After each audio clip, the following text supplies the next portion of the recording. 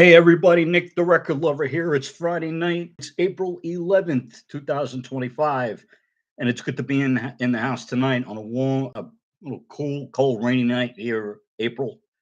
So tonight I'm going to be discussing something that I was promising for a very long time on my chat.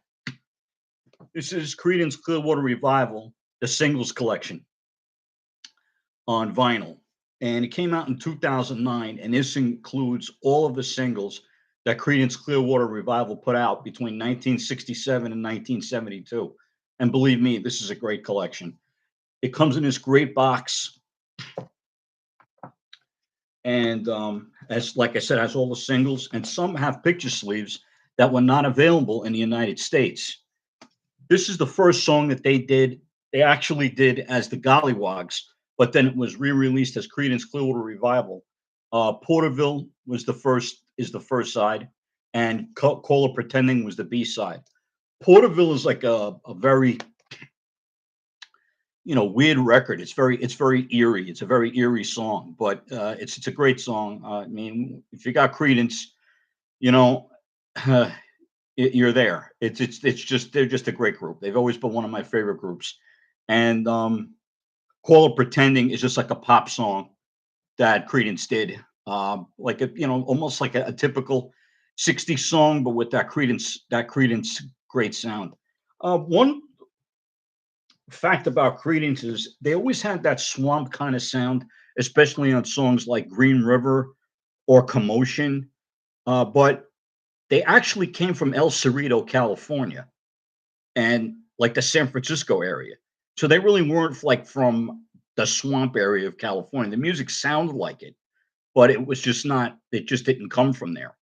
So they created really their uh, their own sound, and for 5 years, they nearly dominated the charts with their singles and their albums that all went gold between 1968 and 1972.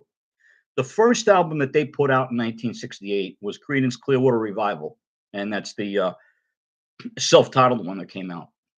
And it had two different covers. One cover had a blurb that said includes, "Hey Lauren, how's it going? You assumed they were from the South. Yeah, I did too. Good to see you, Lauren. How you been? Well, she's my first guest tonight. Oh, and there's Erin. Hello, Erin. How are you? What's going down in town on this Friday evening?"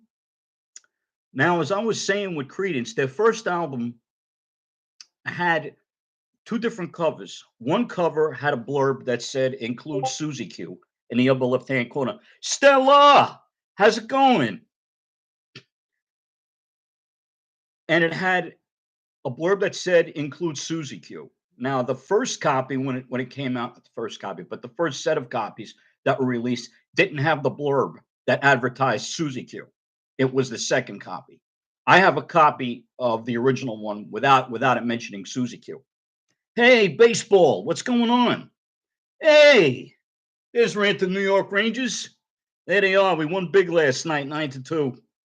I heard all of the oh, hey, baseball, thanks for subscribing tonight. You guys are great. I'm telling you. I'm so glad I could bring this stream live to you tonight. So where was I? Oh, yeah. CCR, let's go. Glad to get your knowledge on this, Nick. Okay. Coming up. So I have the first copy of that album, and it has a couple of cover tunes on it. They started off with Susie Q and 99 and a half Won't Do. They include a lot of blues covers. I Put a Spell on You was on that one. Um, but I think that even though they were both, hey Russ, how's it going? What um, what they did, it was released in stereo, but I really think that it should have been released in mono and stereo because of the sound that Creedence had, especially on the first album because of all the blues covers that they did. And the Susie Q, I mean, they did like an 8-minute version of it, and it was released as Susie Q Part One and Susie Q Part Two on single. Let's see if I can find that one here. Thanks again, guys, for showing up tonight. I'm really glad that you're all here. See, here's a picture sleeve for Susie Q. It wasn't released like this in the United States. but it was released like this in other countries. And these are all cardboard sleeves. They're beautiful cardboard sleeves, very colorful. They're wonderful. And it has, of course, the original fantasy label, the mushroom label. So we have Susie Q Part 1, Susie Q Part 2. Susie Q was originally done by Dale Hawkins, and then the Rolling Stones covered it on one of their albums. But I think, for my money, I like Dale Hawkins and I like the Stones version of it. Yep, now you see why it's called Nick the Record Lover. Yep, you got it there, baseball. Um, I think that out of all three versions, though, Susie Q was, yeah, the cover of that single is back in style. Yep, it is. The I like the other versions of Susie Q. I've heard them, and they're a little bit more grittier. But I have to say, hands down, Susie Q is the best by Creedence, and it was their first hit. And it really just, I mean, side one, part one and part two is the way to hear it. Because on the Creedence Clearwater Revival Chronicle 20 Greatest Hits CD, it was really part one that they played, and they didn't play the entire single. Um, they did play on this single, it has both parts, and the other side is just complete psychedelic, reverb and literally Fogerty like taking his guitar and going up to the amplifier with it. When I saw Fogerty back in 1998, that's exactly what he was doing. I was at the PNC Art Center. It used to be called the Garden State Art Center in New Jersey, but when I saw him in 1998, he was amazing, John Fogerty. The band he had with him, I really wish it was the other two members that are still alive, Stu Cook and Doug Clifford. But he's moved on since then. And in '98, he did a lot of songs I didn't expect him to do. I mean, he did "Rockin' All Over the World," which is from his self-titled John Fogerty album that came out in 1975 on Elektra. Oh, I just got a couple of Bob Dylan tapes from my boss. He was going to toss them, had to take them. You mean cassette tapes or 8 tracks or what do you got? Reel to reels? Because they were all released. I just got a slew of records from my boss at work last week. Okay, cassette. Which ones did you get? Rant and New York Rangers. That would be Aaron and Andrew, or both. The early Dylan stuff is good. I got a lot of Dylan stuff that goes into that goes all the way up to like Desire, which came out in 1975, or was it Planet Waves? Planet Waves. I have up to Desire on vinyl, and some on CD by Bob Dylan. So yeah, you didn't go wrong getting those cassette tapes. That's for sure. As long as you can play them. But I have cassettes, but I just keep it for collectability purpose. Going to get them to see the titles. Oh, Aaron, okay. Oh, Aaron, that's you. Oh, that's your last name. Oh, all right. I I didn't make the connection. See, it's Friday night. I worked all week. Highway 61 Revisited and the Greatest Hits. Great way to start with Bob Dylan. Highway 61 Revisited, I think, is his uh, best album, I think, along with Blonde on Blonde. But I mean, Blonde on Blonde was really, I want to say it was the first double album that was put out as a regular album as opposed to a greatest hits compilation. But anyways, or any other ways, these picture sleeves, cardboard picture sleeves that they come with. Here's one for their last single, "Someday Never Comes" and "Tearing Up the Country." Now, I love both songs, but when I was writing about flip sides back from 2011 to 2017 for a local newspaper, I was able to get some interviews with some of the artists that I wrote about. So I did talk to Doug Clifford. That's him in the middle, the drummer, and he wrote "Tearing Up the Country," which was the B side of this single. And when I asked to talk to him about it, he was very happy about it. He was jovial. He was surprised that I wanted to talk about that record and the album that it came off of, Mardi Gras. I did a video of Mardi Gras not too long ago on here, so check that out. Uh, and I really love the song. I love the album Mardi Gras that it came off of, which was their list. I just listened to Susie Q. I recognized it vaguely. Yeah, it does. Aaron, it's really good. It's really good. It's really good. Yeah, yeah. Make sure you listen to the complete version though. It's like 8 minutes long, with all the feedback and everything. I mean, it's just Creedence just rocks that song. I mean, Doug Clifford on drums, Stu Cook on bass, Tom Fogerty on rhythm, and John on lead and vocals. Amazing. But when I talked to him about tearing up the country, he was just so gracious to talk to me about it, and that was a lot of fun when I wrote for the paper. I know nothing about records. Is it because I'm too young? I'm just here for support. No, baseball. You're not too young. Not at all. You could start at any time. The record collecting hobby is very good. But the most important thing I can tell you, as it is with any hobby, like collecting baseball cards, collecting coins, collecting anime, the best thing to do is to have fun with the hobby. Don't. I used to go to shows and I used to make lists of what I wanted, and um, I used to make lists and I used to go to the shows and I had this is what I want, this is what I want, and I never find it. So I stopped making lists and then I would just go. 727 is my favorite CCR song. Okay, 727. All right. Now, being that I am the record lover, and I say that modestly, the song is the line is 737 coming out of the sky, which is Traveling Band. That's the lyric. 737 coming out of the sky. I want you to take me down to Memphis on a midnight ride. I want to move. Playing in a traveling band. Andrew, we're not doing this in the extreme. Nope, not happening. Okay. Well, whatever that's. Yeah.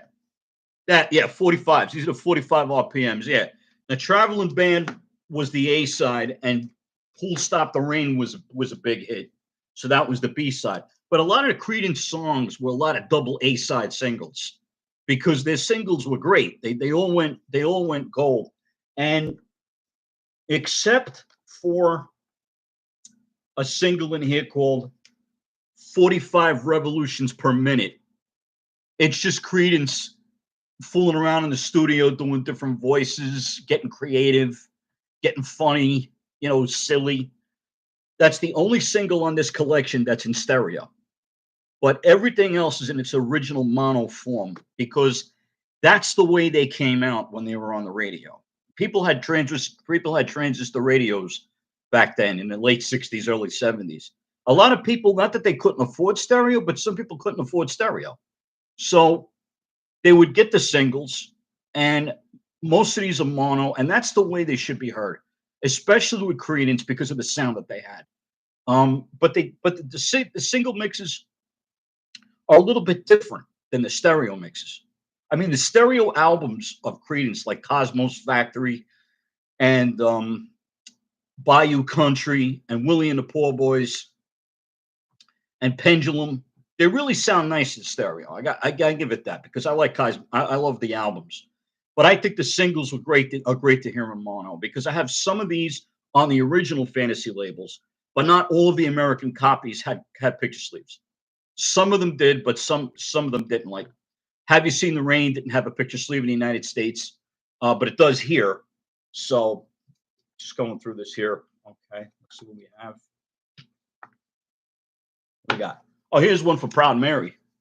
Proud Mary, and then Born on the Bayou on the B side. You don't know what a cassette tape is. That's adorable. I wish I were that young. Lauren, you're still young. You're still young. Oh, you know what? You know what, baseball? I'm going to do you one better. I'm going to show you what a cassette tape is. Hang on, guys. Be back in 2 and 2.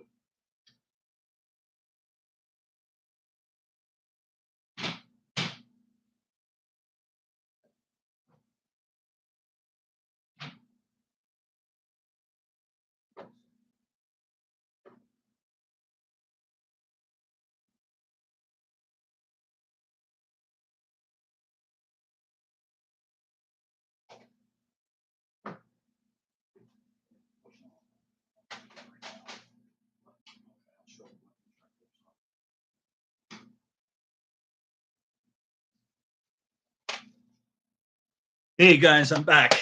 I would have been here sooner, but too much traffic. Okay, unfortunately, I I have I have my cassettes in a different part of the house. I tried to find them, but as an extra treat, I will show you what an 8-track tape looks like. Here's an 8-track of Hey Alley Cat, what's happening? The number one Devils fan who supports the Rangers and probably the only Devil fan I know that does. Here's the Beach Boys Christmas album on 8-track tape. Okay. I have many different formats of this album. I do have the cassette tape that my dad bought. I have the 8-track, and I have numerous copies of the album, the CD, you name it. And here's one of. So I can take it out. You taking notes, baseball? All right. Here's Goat's Head Soup by the Rolling Stones on 8-track tape. I have this. These I found for a song. I really did. I did literally. I mean, these were like all $1. I mean, that's. I think 8-tracks is starting to come out again. I'm not fooling you. Oh, show the top. What way am I?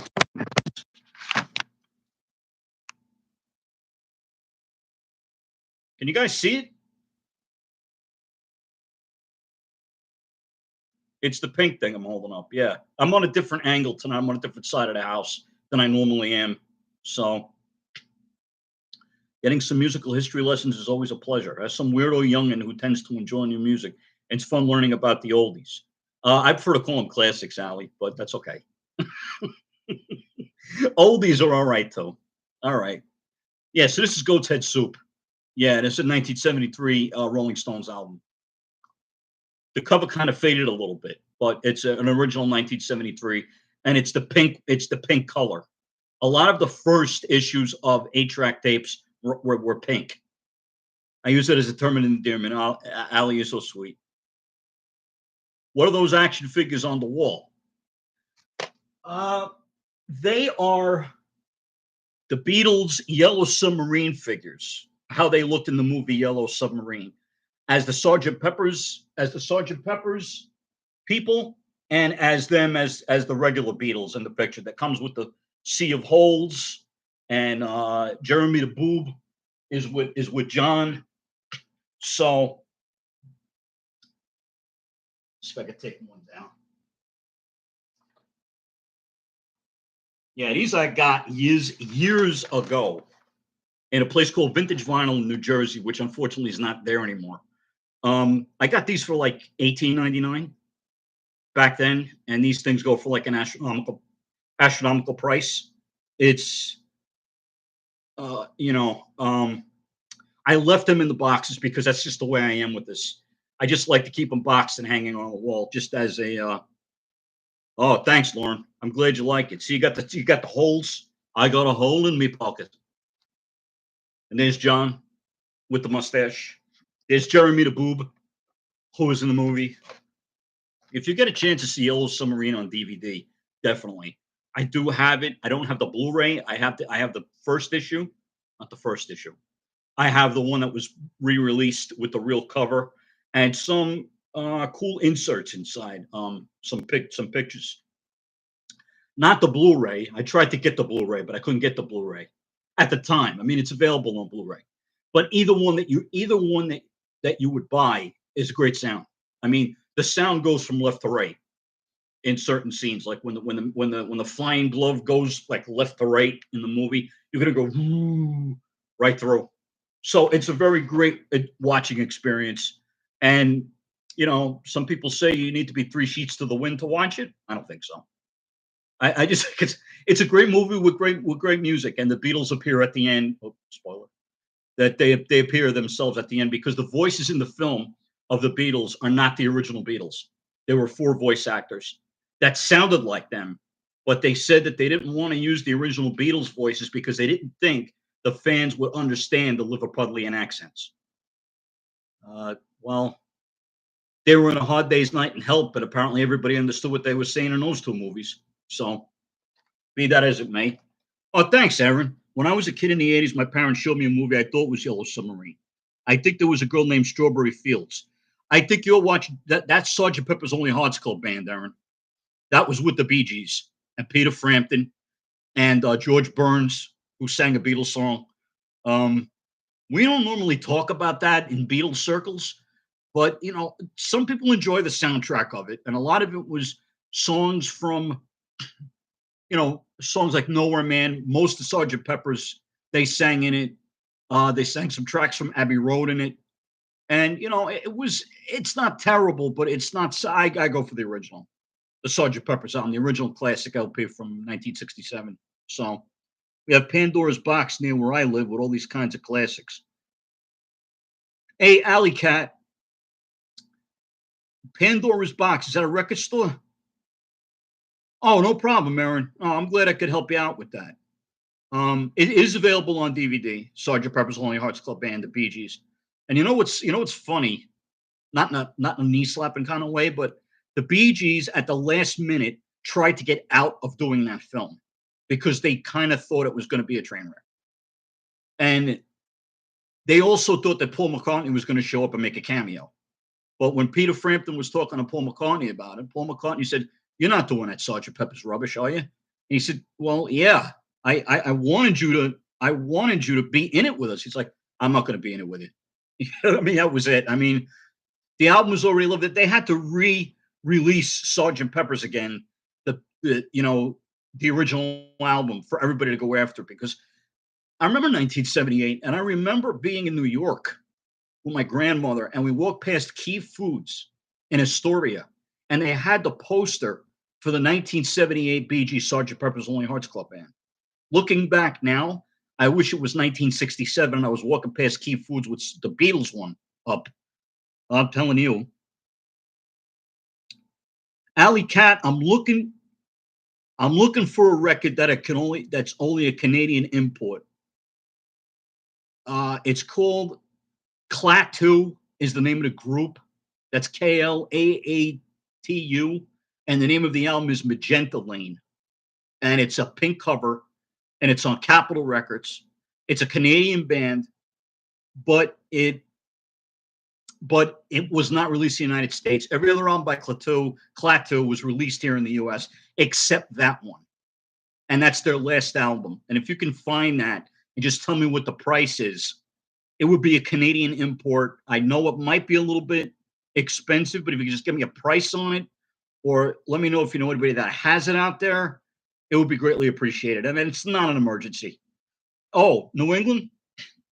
Oh, baseball. My all-time favorite record? Give me a minute. You guys make me jump around tonight.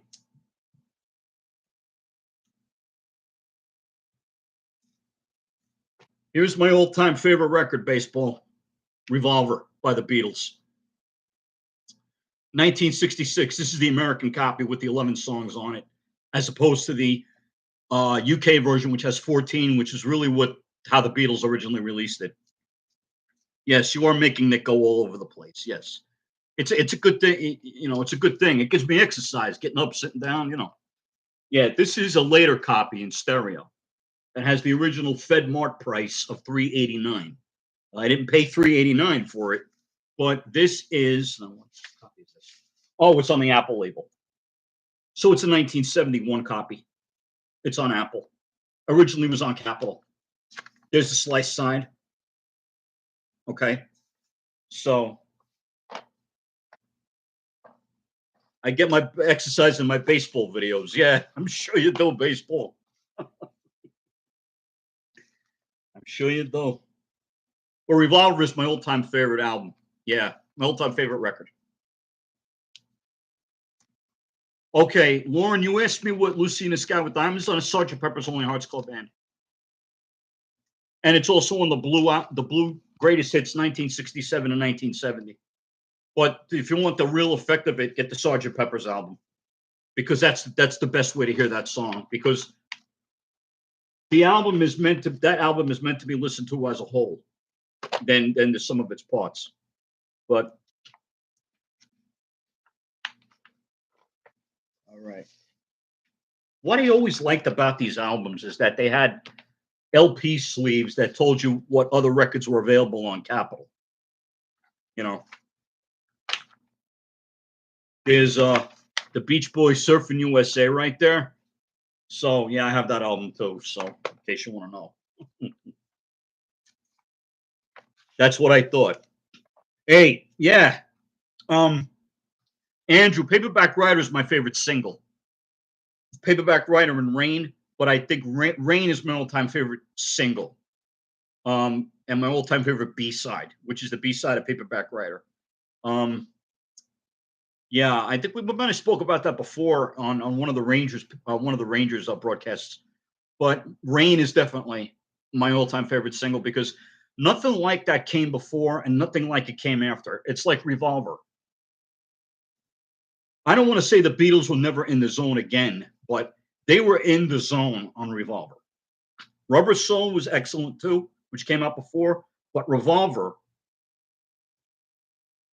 is real. I mean, like nothing could have.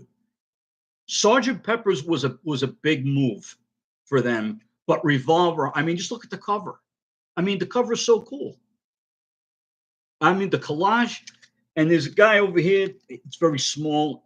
He's the guy right there at the face that did this album cover, and his name is Klaus Vormann. God rest his soul. He played bass with many different people, even with the Beatles way in the beginning, like when they went to Hamburg, Germany. And I did meet Klaus Vormann, and he did sign a copy of Revolver for me, which I have in the other room. It's a mono copy, and he signed it for me. And he was one of the greatest guys I ever met in my life. When I said to him, "I know you play bass on Carly Simon records," he was a kid in a candy store when he looked at me. His eyes lit up like a Christmas tree. He was like, "Yeah, it is. Yeah, it's a great cover, isn't it?"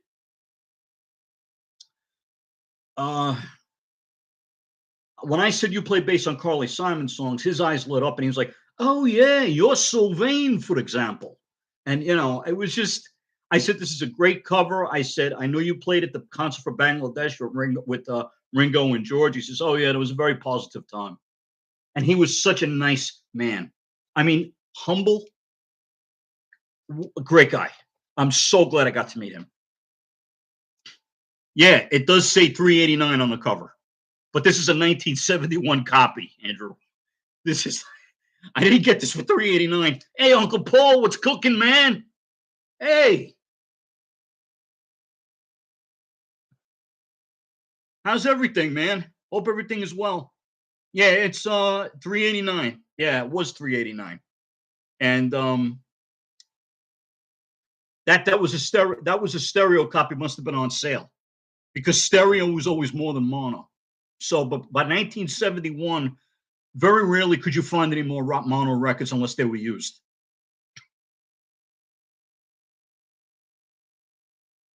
What do you mean? What's the matter? Uncle Paul, you're out. What does that mean? Oh, you're out. You mean you're out? You're out for the night. Oh, okay.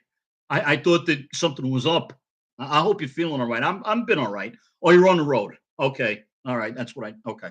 Good. So I know you're well. I'm doing very well. Yeah. Back when Jack, Chrissy, and Janet's rent was $300 a month. No, this copy's earlier than Three's Company. Three's Company started in 1977, and this was 1971, even though Revolver came out in 1966 originally. But I think that the best era, and I said this on another video of the Beatles, my favorite era of the Beatles, because everybody's going to have a different opinion about. Yeah, definitely safe travels, Uncle Paul. Definitely, man. You got to check out Uncle Paul's channel too, because Uncle Paul's got some great stuff. I mean, he has memorabilia that is in mint. I mean, we don't want to throw the word mint around very much because in the collecting circles, we say mints are candies. There's really no such thing as a mint record, even if it is sealed, it's not mint because there could be breathing holes in the shrink wrap. So it's like, no, that's not mint. I mean, that's some people, very strict about that. You say either very strong VG plus or VG plus plus to near mint. Okay, but mint, it's hard. I mean, Uncle Paul can tell me that. Send me some comments and we will communicate, my friend. Which video did you give me a special hello? Was it the most recent one? Because when I'm on my phone at work, I turn on YouTube to listen to podcasts and things. So I don't know which one it is. You got to give me the number, Uncle Paul. And I'll be glad. I'm honored to hear my name. But check out Uncle Paul's channel because he has not only Beatles memorabilia, he's got lunch boxes, a Hanna-Barbera. He's got, just watch his channel. I mean, you'd be amazing. Cereal boxes of cartoon characters, Hanna-Barbera. I don't know about Warner Brothers, but I know Hanna-Barbera has a lot. There's those cutout records used to get on the back of cereal boxes. Do I have any Doors albums? Yeah, now you're going to make me get up again, aren't you? You really, you are now. Now you really want to do this to me tonight, don't you? All right. Yes, I do have a Doors album. And I think it's here on my table. Doors albums. Everybody's got to be picky. Get them steps in. Thanks, Allie. Yeah, I try to get my steps in. Got to watch the girlish figure. I only had one bowl of Frosted Flakes tonight. So, Hanna-Barbera, that takes me back. Yeah. Hanna-Barbera and Warner Brothers were my two favorite cartoon franchises. I have a big respect for Disney. I did see quite a few Disney films, but I still like Warner Brothers a little bit. That's my favorite. Love that. Here's LA Woman. Yep. There it is. It's a 1971 pressing because Doors is raised. You could feel it. It's textured. But early copies also have like this as a cutout. Like you would pull the sleeve out and this would come out with it. But this is a different pressing from a different plant. So this is a 1971 original. And here's the butterfly label, Electra. This is when it made the transition from the plain Electra label. It was either gold or red. Gold mostly was mono, and the red was most likely stereo. But this is a 71 pressing, just from a different plant, and it has like the round corners on it on the cover. Because if it's a standard square cover, it's a second press. And I have also a German import of it, and the German import that they reissued on 180-gram vinyl sounds terrific. And this does too. I mean, after a good cleaning. When I cleaned the record with the brush, you wouldn't believe all the dust that came off of this. And LA Woman is a great tune. I mean, what is it? Hyacinth House is a great tune. I think that, Andrew, the best instrument, the Doors album with the best instrumentation on it, I think is LA Woman. I mean, I have all of their albums between vinyl and CDs. And I think the best musically is LA Woman. I mean, look who you got on this album playing. You got Jerry Sheff on the bass. Now, Jerry Sheff played bass for Elvis Presley when he went out to be a live act again, like in Las Vegas. Jerry Sheff was playing bass for him. So he's playing bass on this album. You got Mark Beno on rhythm guitar. He's from A&M Records. It's great. It's a great produced album, though. I mean, the music is just incredible on it. It really is. A lot of blues on it, and rock blues. Like LA Woman. It's just great. Yeah, Hyacinth House, such a great song. Yeah. Yeah,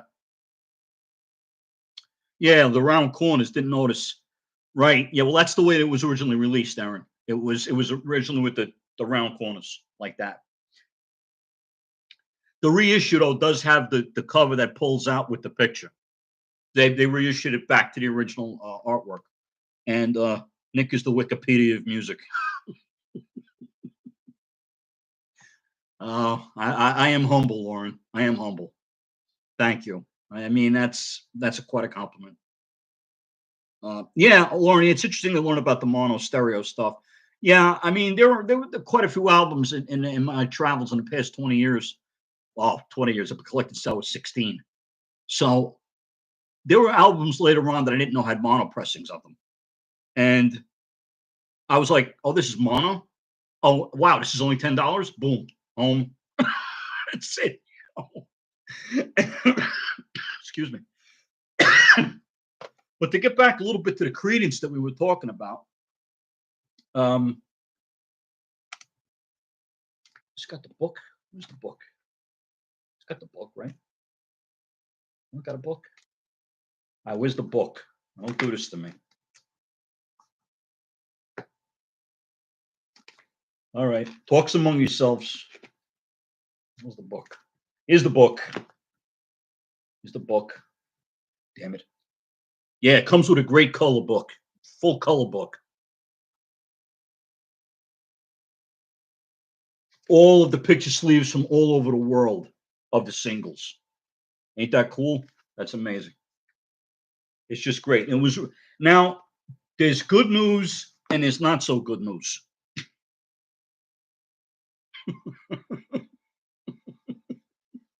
Aaron, I'll give you a topic. The Bee Gees were neither B's nor were they G's. Discuss. Coffee talk. And coffee talk. I know, Mike Myers. I know. I know. I know. Good. The Beatles were the weirdest looking bug band. What? Allie.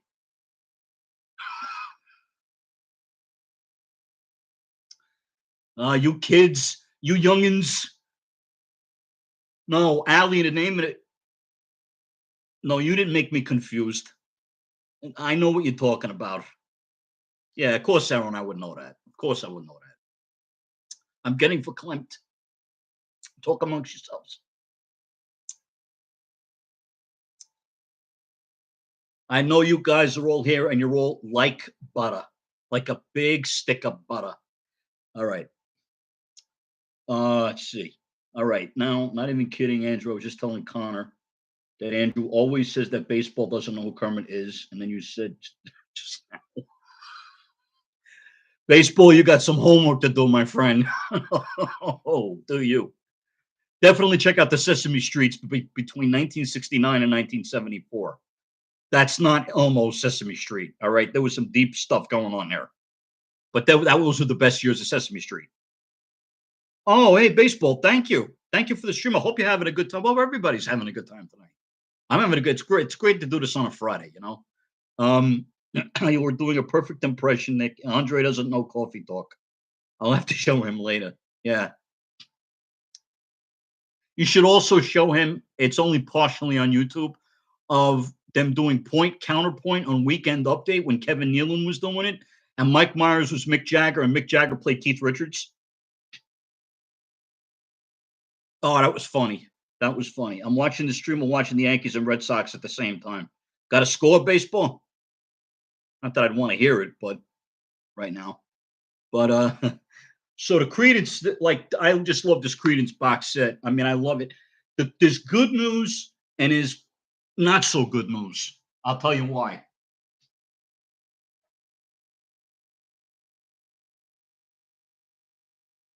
The vinyl set has been out of print for a long time. I bought this in like 2009 when it came out. 2009, 2010. Actually, I have two copies of it. And here's the CD version of it, which also has a DVD of songs that they did on here, like they did from the early days. And this is still in print, the CD. We could get it for about $25 because it's two discs of all the songs that are in this box set.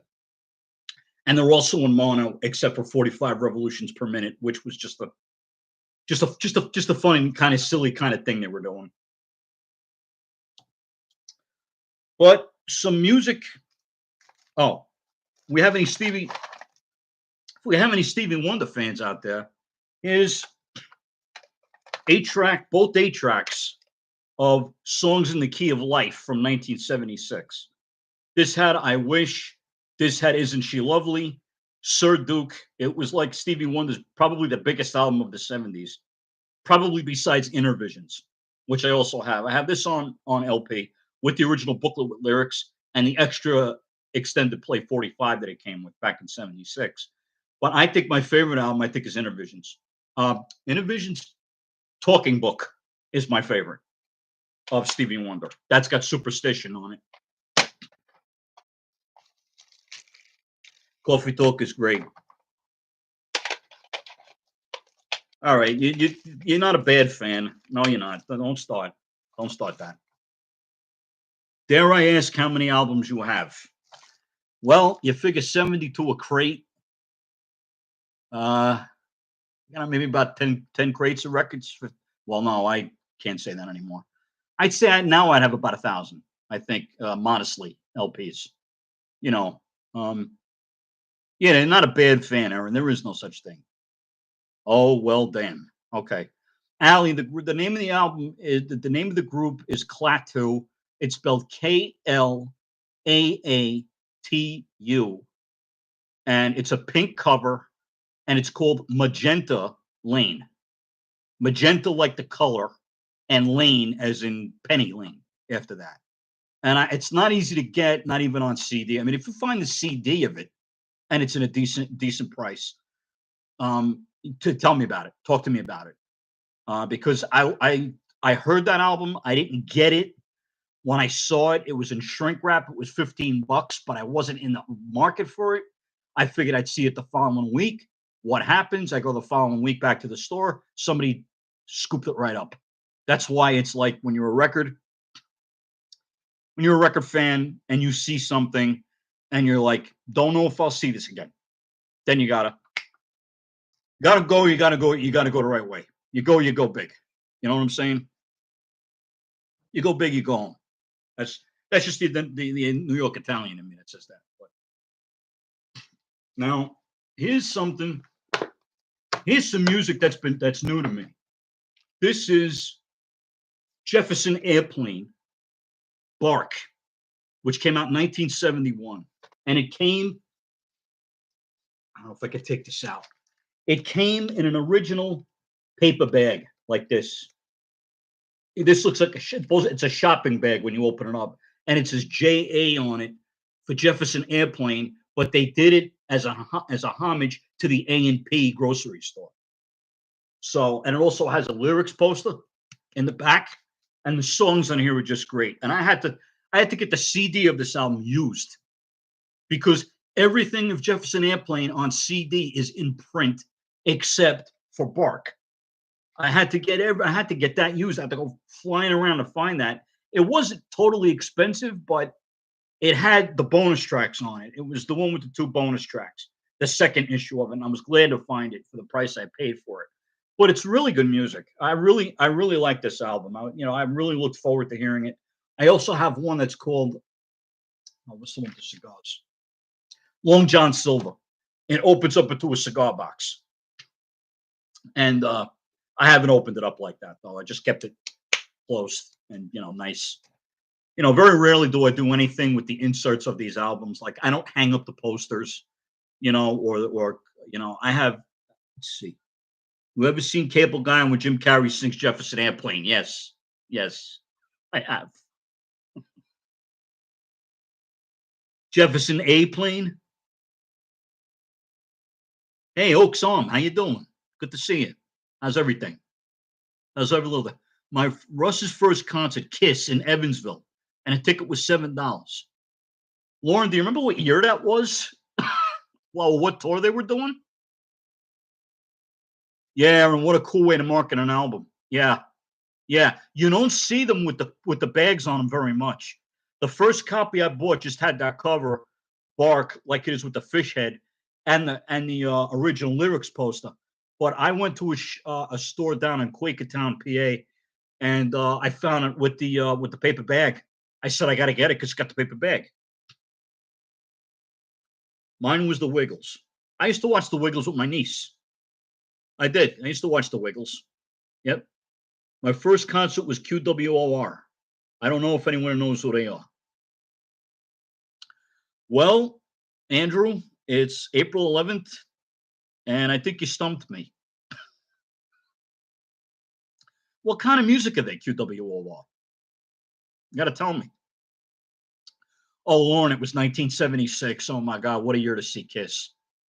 Oh, my dad, when I became a Kiss fan in 1976, after hearing my cousin's copy of Kiss Alive, the first live album at the live at the LA Forum, I was hooked.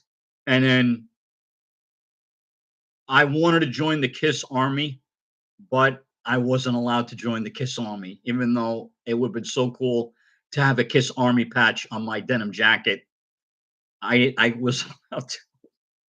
But a few Kiss albums did have order forms inside, and I was able to get a huge 1978 tour book of Kiss. And I had to leave the order form downstairs on the butcher block table when my father would look at the mail every night. And he went downstairs, and my mother says, "Leave this downstairs and see what your father says about it." Okay? So I go downstairs and I see, okay, Dad. And I was so amazed. I was like, yeah, I'm able to get the tour book. I'm like, hey, I was happy to get anything. So they had a Kiss pinball machine, and I used to rock that thing like a son of a gun. I loved it. Whenever my dad and I went to the boardwalk to play games, I would always be playing Kiss. When you pulled the plunger, it would play rock and roll all night. Just, I mean, the sounds of it were played. It wasn't the original song. Um, my mom met Ace a few years ago. Ali, I met Ace too, without the makeup. Back in 1994, I met him. And Peter. They're both at the same table without the makeup. And Peter Chris is shorter than I am. I'm 5'5". He's about 5'2". He's about this big. He signed my I saw some of Detroit Rock City. Yeah, Andrew, I did with Shannon Tweed. Yeah, yeah. And Ace's daughter Monique was supposed to be in that picture, but they cut out her part. So um that's a long story with Ace. But Ace was a great guy. I mean, I went up and I had my Dynasty album signed by him. And Peter Chris signed it too. And yeah, that was really nice to meet them because I mean they were my idols growing up. Ace Frehley is still my idol. As a guitar player, I think he was the best member. My favorite member of Kiss was always Ace. Always, I always look for his songs on the albums, like "Shock Me," and then my favorite album. I really love Dynasty, but I love Unmasked by Kiss. Ace Frehley goes on record as saying, "See what I did there?" He said it was a good album, but it wasn't a good Kiss album. Same thing with Dynasty. And some people call Dynasty the disco Kiss album. I don't think that album is disco at all, especially I Was Made for Loving You. That's pop R&B. I wouldn't call that disco. I mean, Charisma, that's not a disco song. Ace Frehley does a cover of the Rolling Stones' 2000 Man. That's not disco. Sure Knows Something is not disco. Dirty Living? No. I mean, but Unmasked was great. Oh my God. Oh no, Aaron, I always appreciated their music. I always did. I always did. I stopped after Unmasked though. I didn't get it. When they took the makeup off, I was waiting for them to take the makeup off with Ace Frehley, but he and Peter already left the band. So I was like, okay, that's what Gene and Paul look like. I'm like, all right. But my father tried to get me Kiss tickets in like 1978. He tried to do that in New York because he worked in New York, and we were living in Bricktown at the time, and he couldn't get them. But I would have loved to see them at Madison Square Garden. But I did see them in 2000 on their first farewell tour, or four original members with the makeup at Continental Airlines Arena, which was the Brendan Byrne Arena, which a lot of people where the Devils played, and before they went to the Rock, and it was great to see them. We won the tickets at work where I was working at the time, and it was great. I was in the box seat. I was in the skybox. I caught the confetti when they sang "Rock and Roll All Night," and the confetti machine blew up. And Paul Stanley got on a cable and swung across the stage, and they went into Cold Gin. Oh man, it was amazing.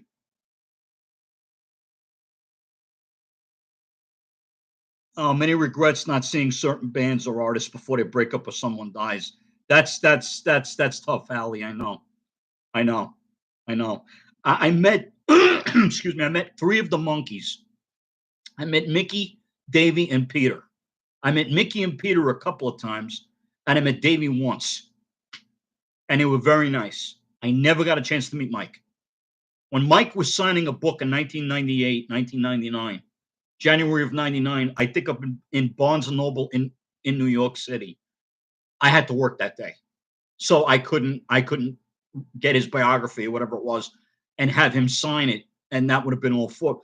But he would have been the first monkey if I was able to go then. Because I didn't meet the other three until like in the mid 2000s that I met them. And they were so great.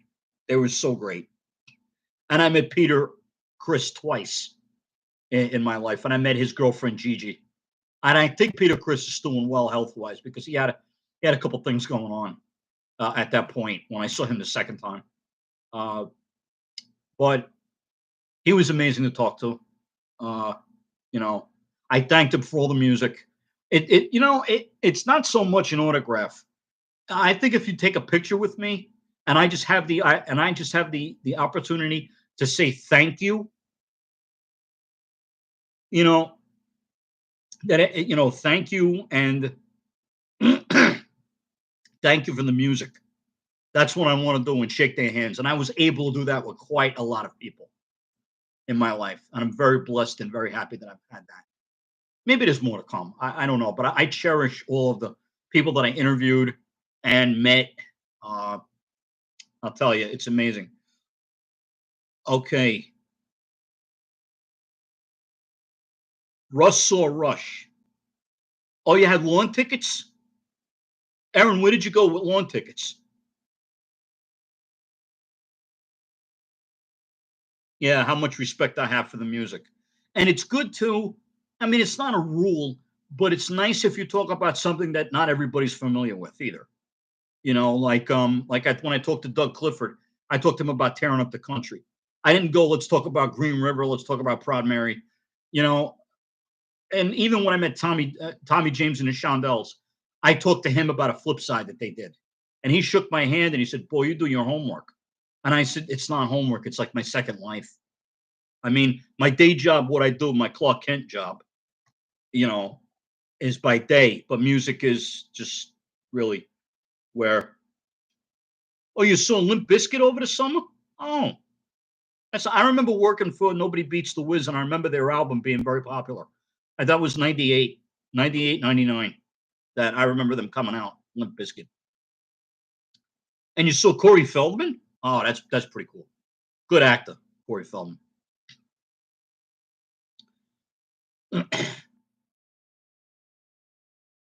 Nobody beats the Wiz. That's right.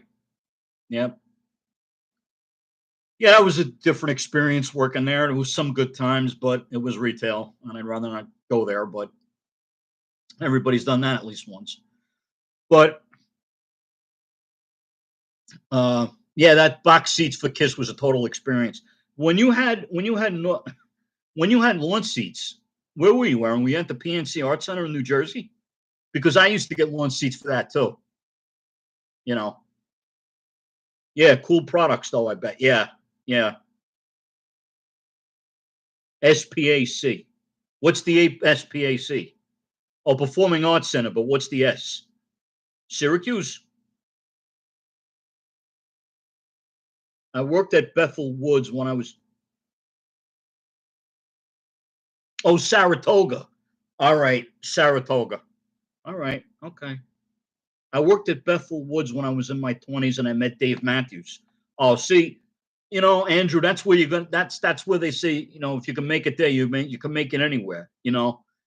And you meet all these people. I mean, where was I that I met? I met Tim Curry. I met Tim Curry coming out of a New York Rangers game in 2001, 3 months after, unfortunately, of 9/11. But I met a few Rangers that night. They signed my Mike Richter jersey, and Tim Curry came out. He was playing Scrooge on Broadway in A Christmas Carol, and one of the nicest guys I ever talked to. I've seen a fair amount of bands live, but the oldest I'd say I saw live was Journey, opened by Toto. Wow, that's good. Wow, wow. Yeah, I met Tim Curry. Yeah, very nice man. He had a goatee. He was wearing a nice winter coat, long coat, and he was just leaning over the railing, and people were taking pictures.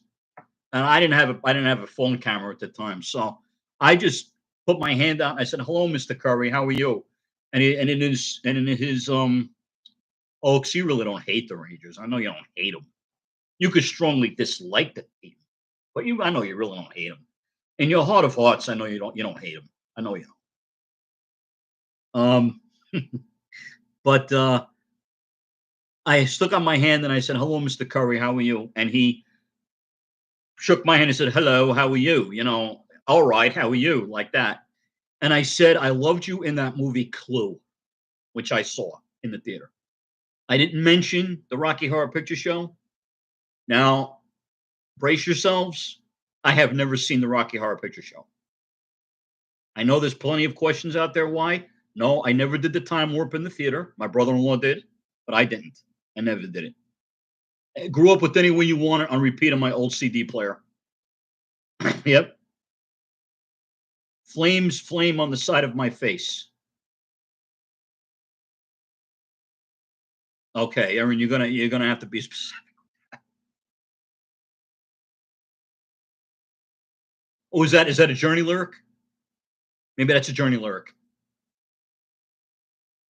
Or is that a line from the time warp of Rocky Horror Picture Show? Oh, yeah, Journey is still good. Do you realize? Do you know? Yeah, Aaron, that's right, Madeline Kahn. And that was a movie that had like 5 different endings to it, depending on where you saw it.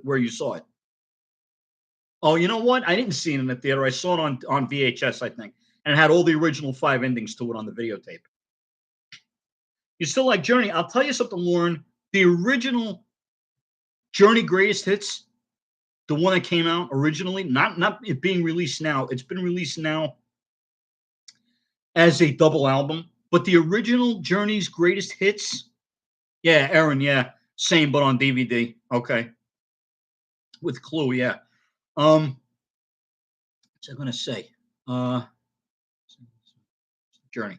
Okay, yeah, the original Journey Greatest Hits, the original single cover Greatest Hits, that goes for like $25, $30 sealed. And I'm like, I know people love Journey, but Queen's Greatest Hits goes for a lot of money. The first Greatest Hits album. And I'm like, these are Greatest Hits albums that used to be in the racks all of the time. I could never understand. I mean, but people, I mean, these things are going up. I mean, because a lot of people, I'm not saying a lot of people, I mean, you still get good deals, but you got to know where to look for them. And they go by Discogs to price their stuff. And a lot of times in the past when I've collected, it was always a price to sell market. It was never to go and get what it's going for right now, price. There were records that I bought at a store I used to frequent for a long time here. It's been gone. After 27 years, my buddy just quit after it. He wanted to do other things. But the store used to be price to sell. But then a lot of things went to Discogs. And they just go online and see what the price was on Discogs. Because there were Tommy James and the Shondells 45s they'd be getting for $1.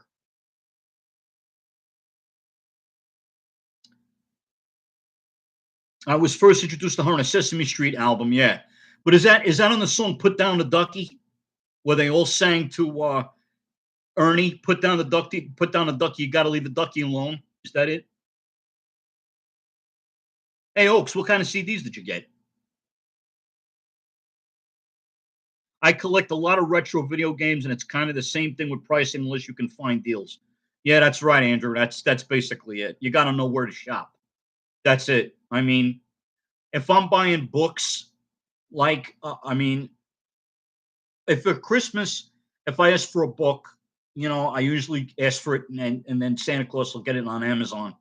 But if you ever want to buy books that are in very good condition or like new condition, I would recommend eBay, because they'll have used copies, great copies of the books that you could get for like $5, that are $18 a piece in Barnes and Noble and on Amazon for like $10 to $18. And that's for a paperback, not a hardcover, a paperback, which gets crazy, because there's a book from my mom on eBay, and it was $18 on Barnes and Noble. It's $5.23 in like new condition on eBay, and the shipping is free. I mean, yeah. Oh, ZZ Top. Okay, cool. What did you get by Skinner? Did you get the Street Survivors one with the flames in the background? I actually saw a copy of that on vinyl the other day, the original with the flames in the background.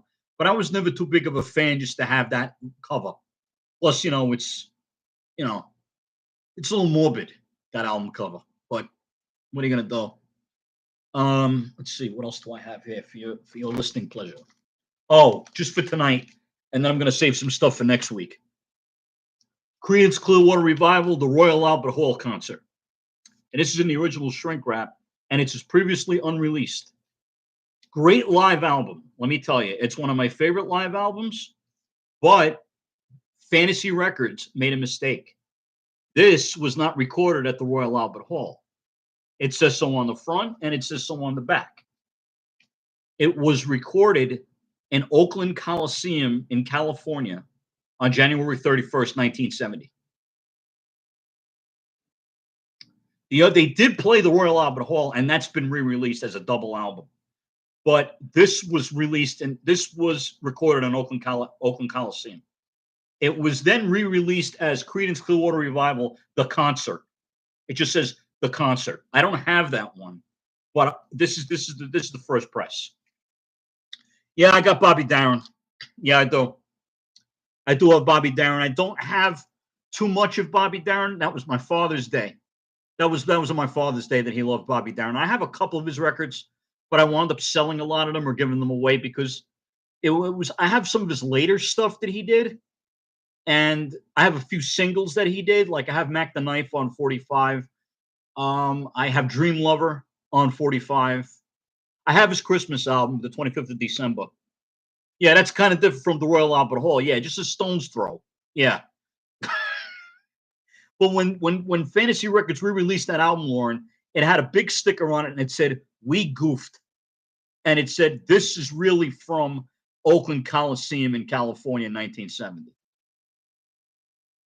The Stars Come Out on Sesame Street, Madeline Kahn. Oh, Sing After Me. Yes, I remember that. Yes, now I know.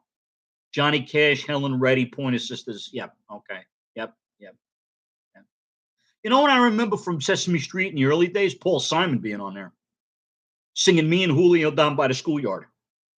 The first tape I ever got was CCR off of one of those tape sales on TV. Hey, Oaks, you can't go wrong anywhere getting Creedence. I mean, I have all their albums, all of their CDs. Um, I mean, they're great live. Well, I mean, in the original records, like I said, I saw Fogerty twice. I saw him over here at the Bethlehem Entertainment Center, which when you walk through the casinos, that's where the concert room is, and it's a very intimate setting. They have like fold-out chairs for you to sit on. You can get drinks at the bar, and he was excellent that night. That was in 2011. The first time I saw him, like I said, was 1998 at the New Jersey Performing Arts Center, which is originally the Garden State Arts Center. But my first concert was the Four Seasons with Frankie Valli. That's when he was Frankie Valli and the Four Seasons, as opposed to the Four Seasons featuring Frankie Valli. It was a good show. It was all right for the time. They were my first show, but I did see Culture Club live. I was in the third row in section A with my sister, my brother-in-law, and a couple of friends. And I'm not a huge fan of a huge fan of Culture Club, but that was a great concert that night. I mean, I said Boy George was like dancing right in front of us. He was terrific. The group was terrific, all clapping, having a good time. It was just a great show to see up front. And yeah, of course, I saw Paul McCartney and Ringo Starr many times. I think the best Paul McCartney show I saw could have been Madison Square Garden, but I did see him quite a number of times at Giant Stadium. Giant Stadium, not MetLife Stadium. So, but Lauren, yeah, I agree with you. Yeah, Aaron, I was very happy. I'm very lucky to get to see certain people live. I mean, there were people I wish I could have seen in their heyday. I mean, my parents saw the Four Seasons in 1965 on their first wedding anniversary in a small club in Queens because they were living in Queens in 1965. Astoria, they were living in. And they went to see them in a very small club. They had dinner.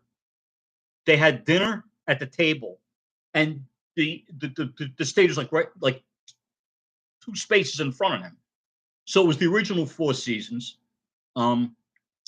And my mother said your father got up to talk to one of them at the end of the night. I said, was it Frankie? She says, I know it wasn't Frankie. I said, then it must have been Bob Gaudio then, the keyboardist and the producer.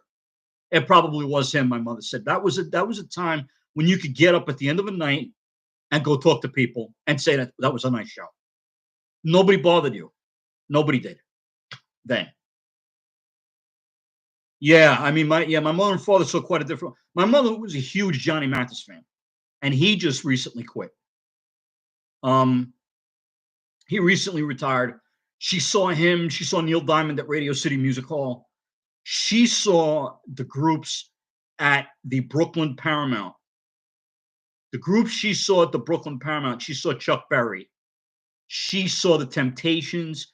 She saw Laverne Baker. She saw the Cadillacs.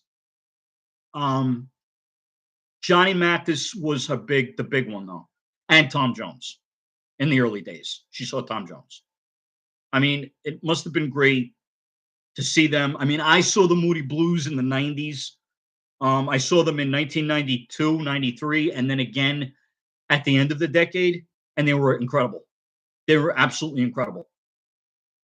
Yeah, I mean, for my parents to see that as an intimate experience, my mom wanted to go see the Beatles at Shea Stadium, but it was such a crazy show that that you couldn't hear anything. All the people I talked to that went to Shea to see the Beatles in 1965, they actually did two shows in 65 and 66 at Shea Stadium. 65, I know people that went in 65, you could not hear them, they said. You could see them moving, but you couldn't hear anything because the sound system was the baseball stadium PA system in Shea Stadium. That's the sound you got. There's no monitor speakers. There's no big screens. There was nothing back then.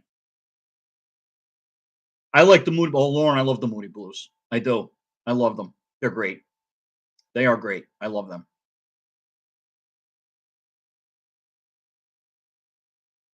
Yeah, Aaron. I mean, a lot of people still think it's good that he's still getting out there, but he's over 90 years old.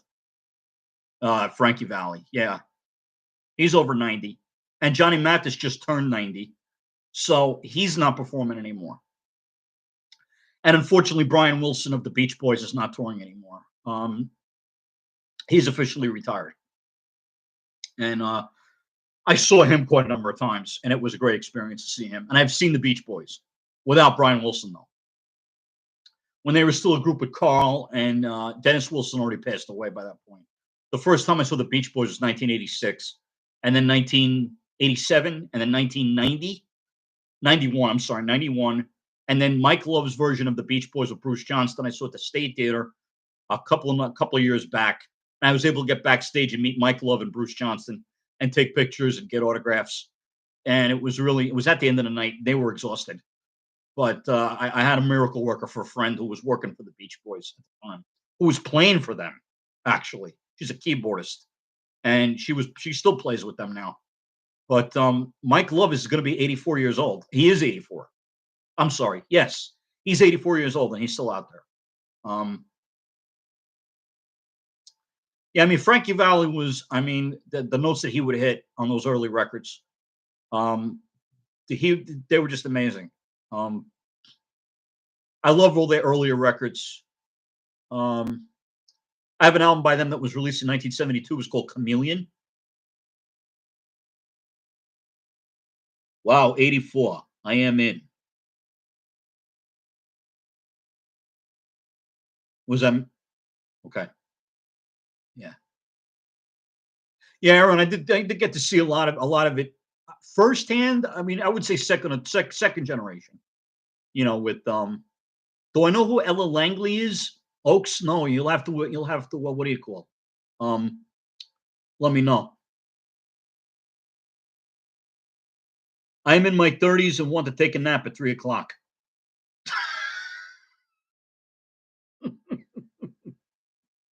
I took naps in my 30s too. Okay, Andrew, and there's no shame about taking a nap at 3 o'clock in the afternoon. I take a nap sometimes I take a nap at 4 or 5 when I come home. I come home 3:15, but sometimes there are times I'm just tired more than others.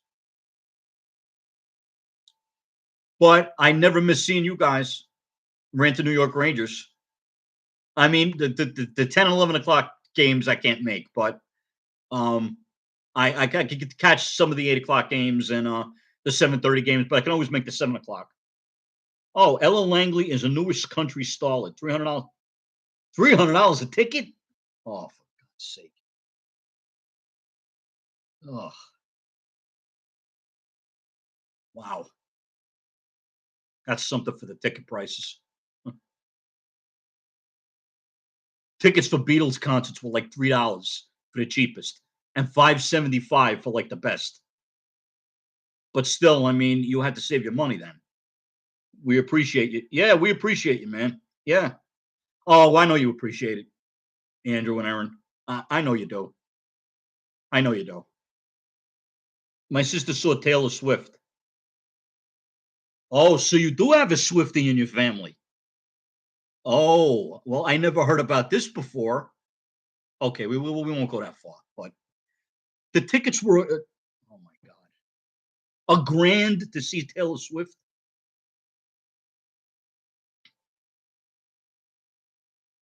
All we need is Brody to come in here and see that.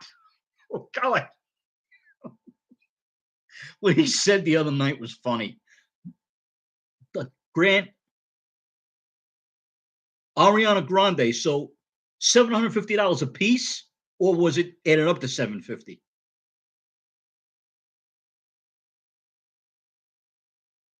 Those tickets were three and a quarter a piece. Oh God, Lauren, I'm sorry. Ariana Grande. God, wow, that's something for tickets. That is crazy. That is crazy. Probably not into death metal. Well, no, I'm not a huge fan. I know people that are into death metal. There is a friend of mine that I know that is very much into horror films, and I met her down at the record shop. I know her for a while. She's been a Facebook friend and Instagram buddy, and she's a big death metal fan. Motorhead. I don't know if that constitutes death metal, but she is into death metal and a lot of horror movies. A lot of that stuff she's into. $350 each. Oh yeah, 350. I tell you, they don't think about the fans anymore. They really don't. I tell you. Well, I bet you, Lauren, those tickets, they must have, is that including fees and taxes? Or, I mean, what would be the base price of a $350 ticket? When I went to see the Hartford Wolfpack play against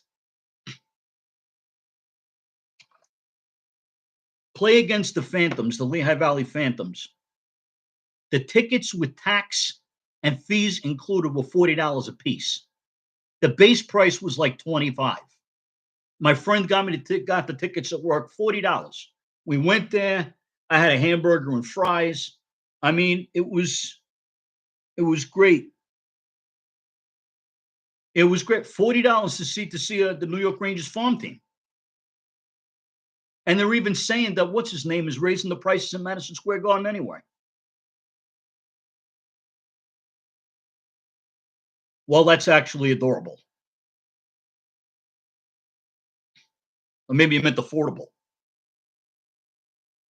Hershey Bears are like 25, best value in hockey. Okay. Yeah. I never saw the Hershey Bears. I did see the Lehigh Valley Phantoms. Rangers tickets are just astronomical. I mean, unless you know someone who knows someone who knows someone. I mean, there are times I look for a ticket and just to get on, just to say, I want to go to the game today. I'll take the bus into the city, get off at the Port Authority and walk. I'm like, the tickets, I want to go to a game next year. I do. I've been wanting to go to games for a long time, and I just want to go. Then maybe, Aaron, Andrew, if we could ever meet up for a game, that would be totally awesome. Like you do with Lips once a year. I would love it. I would love it if I could see a game with you guys. Just one game. Or even meet and just watch it on TV. Hudson Valley Renegades. Oh yeah. $10 to $12 a ticket. Okay. Let's do it, Nick. Yeah, I'd like to. I'd like to. I really would. I really would. If it's at a game and we got to sit up in the nosebleed sections, that's the way my parents started seeing Ranger games in the nosebleed side. Everybody sat in rows 200, 300 back then because the tickets, they were cheap.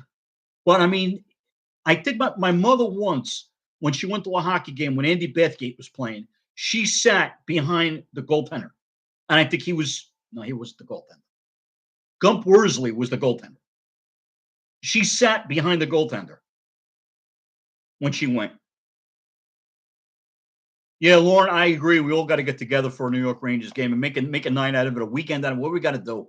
If I got to stay in the city for a couple nights, I don't mind. I mean, just to do it because I haven't been in my home city in a long time. I really haven't. The last time I was in Madison Square Garden was 2014, and the Cup run that we had that year, and Cam Talbot was playing, and we beat Vancouver and John Tortorella that day. We beat them 5-2, and Kreider had a hat trick that day. We were going crazy. Had a hat trick, Kreider, that in the second half of the season, and that was a great Cup run that we had 2013-14. 14-15 was better, but we lost in the Eastern Conference Finals. But not to go off on a tangent, but I'm not going to be the one. Just to change subjects a little bit here. I'm not going to be the one. I'm not one to say I'm really glad the season's over. I'm really looking forward to next season, and I'm glad that they won like they did last night, 9-2. I'm glad. They must have taken their frustration out on the Islanders last night. But I think the way that the lines were last night, from what I was listening to on a podcast for the New York Rangers, is that they had Zibanejad with JT Miller, and they said that he's good on that line. Keep him there. I mean, if the lines were better this year and they all knew where to put everybody, I'm not saying we would have won the division again, but I think we would have been in the run. I mean, because I don't know what happened. They did a complete 360. Like I think maybe Lauren said it the other night. Yeah, it was a nice palate cleanser. You're right. Yeah, I saw the highlights. I saw the highlights of the goals. And see, when Rempe's on the ice, special things happen. A guy I play hockey with paid $1,500 to watch Florida play the Caps a couple of weeks. $1,500 to watch Florida play the Caps? $1,500? Oh my God. That's not even a tri-state area team. I can't believe that.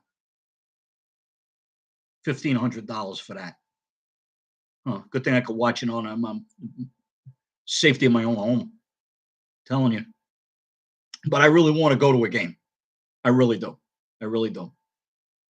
Yeah, it was 1,500 doll hairs. Yeah, that's right. Doll hairs. Yeah. It should give them doll hairs. Instead for those prices, my God. Have we all forgotten about what the game is about? Sport, fans, spectators. Have we forgotten about that? We haven't forgotten about that. The corporate world has forgotten about that. That's the problem. I just don't get it anymore. I mean,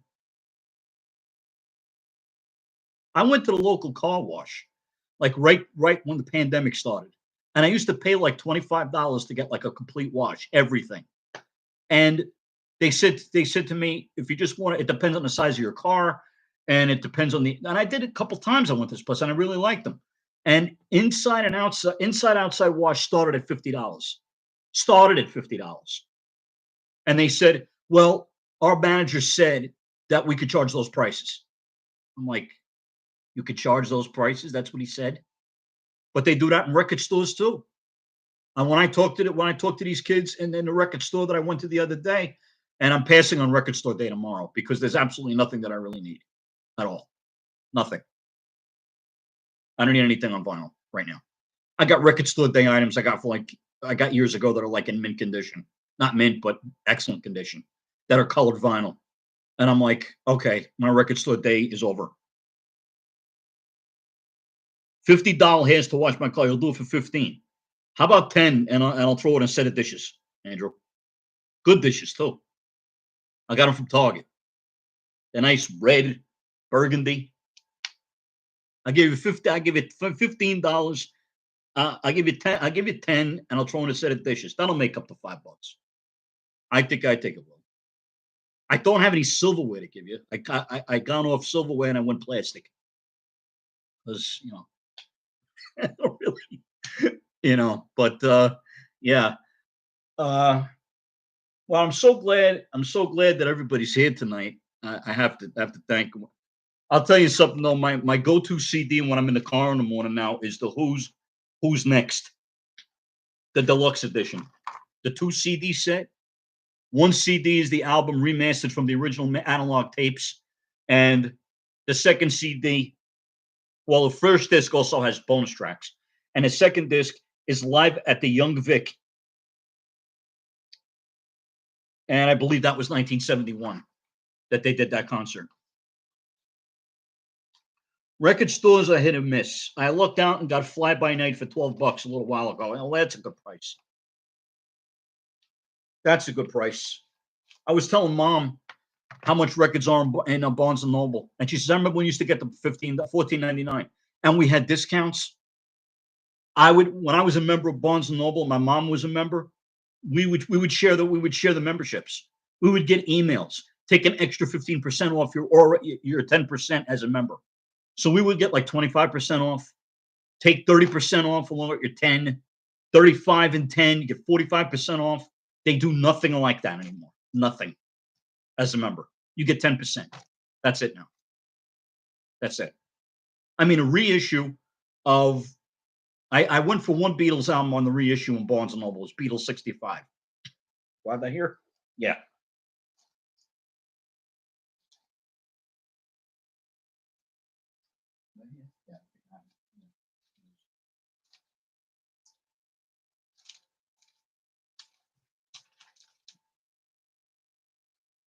I don't have the reissue handy, but I did buy Beatles, but this is Beatles 65, a mono copy from December 1964 when it came out. Oh no, I'm sorry. Oh no, wait a minute. This is for the reissue. This is the original 1965 copy, 64 copy in the original shrink. I got this for $8 years ago for $8 with the original Teen Beat sleeve inside, which had all the young kids records on it, like the Beatles, Peter and Gordon. You know, Hey, Russ. Thank you. I appreciate that you're really enjoying it. It's good to say hello to you. You know, I hear your name mentioned quite a bit in the Rangers chat. So I'm glad you came here tonight. Sometimes you got to go where everybody knows your name and they're always glad you came. $8, that's what I'm talking about. Yeah, unfortunately, not now, but, and this is an original 1964 copy. You know, this insert is from the reissue that I have, and I got to just match that with that one. But I got something specifically for Andrew because you're making me walk around tonight. But I got it. I got it. I got you.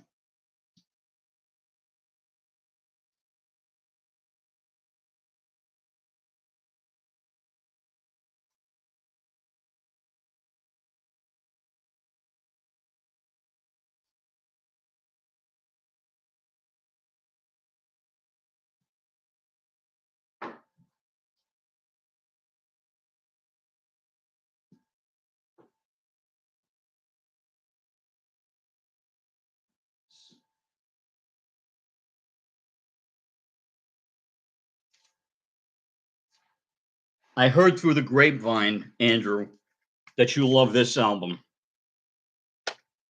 Beatles for Sale. There it is. It's a reissue as part of the Beatles in Mono box set. And this is a great. This album is so underrated that people don't like this. I don't know why people don't like this album. They say it's their worst album. I don't understand why. I just don't get it. I mean, the songs on here are terrific, and you know, it's just it's amazing. You know, oh, you have it on CD. Yeah, it is an amazing album. I also have a '70s issue of this. This came out in December 1964. Um, Yep, I'm a loser. That's on it. You got it. You got it. Yep. Now, some of these songs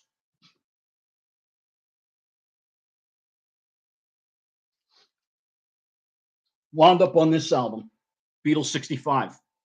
Both of these albums came out right around the same time. Um, and Beatles 65 has some of the tracks that were originally on Beatles for Sale, which was the original way it came out in England. It has like, this has Mr. Moonlight, and this one has Mr. Moonlight. They both have I'm a Loser. They both have Babies in Black.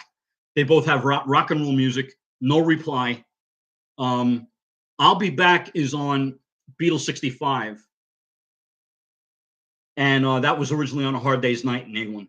And this one has Words of Love by the Buddy Holly song, but I love the Beatles version. That's the version I grew up with, was the Beatles version, Words of Love. But I have Buddy Holly's first album on CD with his version of Words of Love. And Mr. Moonlight is a killer track on here. It's a cover song. Who cares? But I love it. There's another friend of mine who's a big Beatle fan.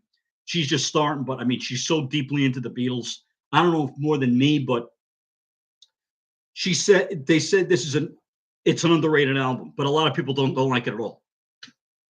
I don't know why. They say it's the worst Beatles album. Now let me set the record straight right here. There is, and there never will be, such a thing as the worst Beatles album or worst Beatles song, because they do not exist. That's why they don't exist. And you've heard it from me. And my mom calls me the fifth Beatle, but I have never, ever, I have never accepted that crown. I'm not the fifth Beatle.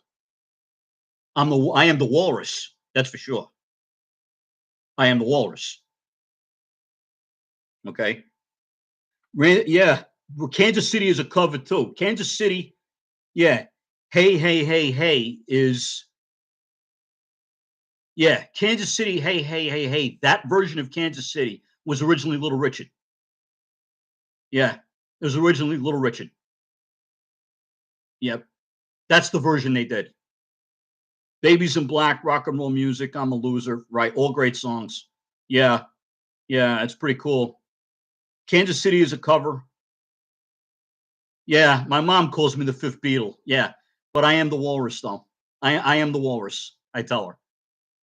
That's what I tell her. She also calls me Ferris. from Ferris Bueller. I love when he says in that movie, I quote John Lennon, I don't believe in Beatles, I just believe in me. That's a good point there. After all, he was the walrus. I could be the walrus, but it's let the bum rides off of people. That's like cuckoo, cuckoo. That's right. Cuckoo, cuckoo. Have any of you ever seen the film Magical Mystery Tour? This is another goodie for you.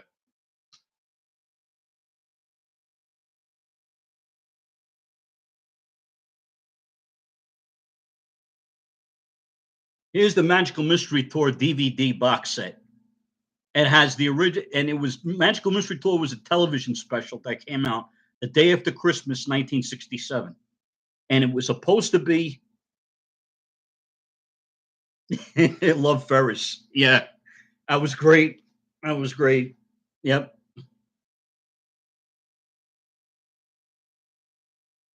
This is a TV show that came on Boxing Day, December 26, 1967, in England. And it was in color. It was shot and filmed in color, but it was broadcast in black and white on BBC, which really that's what probably was destroyed destroyed the show because it they released an album in the United States on Capitol with the songs from the songs from the show, and on the other side, it had singles that came out that year like "Hello Goodbye," "Strawberry Fields Forever," "Penny Lane," "Baby You're a Rich Man, All You Need Is Love." This has the original DVD, two of them. One's a Blu-ray and one's the standard one, in case you don't have a Blu-ray player. It has a bus ticket. It has a great booklet, full color, and it has the original 6-track EPs. The two EPs that have the 6 tracks of the songs that were in the film. And there's also like special features on here. You could play the songs on the DVD. It's great. Magical Mystery Tour is one of my favorite albums that came out in the United States. And the original 11-track album that came out with the booklet, the album with the booklet and everything like that. So this was the way it came out. I got this. You wouldn't believe it what this goes for now. This goes for astronomical amounts. When this first came out, when this was released, it was $28.99 for everything. $28.99. And it was brand new. It was on eBay. And the person said $28.99 or best offer. I gave the best offer of $23.99 and I got it with free shipping. I got this. I mean, it's amazing. It's just great. Yeah, I guess it was a goalie chaser, Russell. I guess so. Yeah.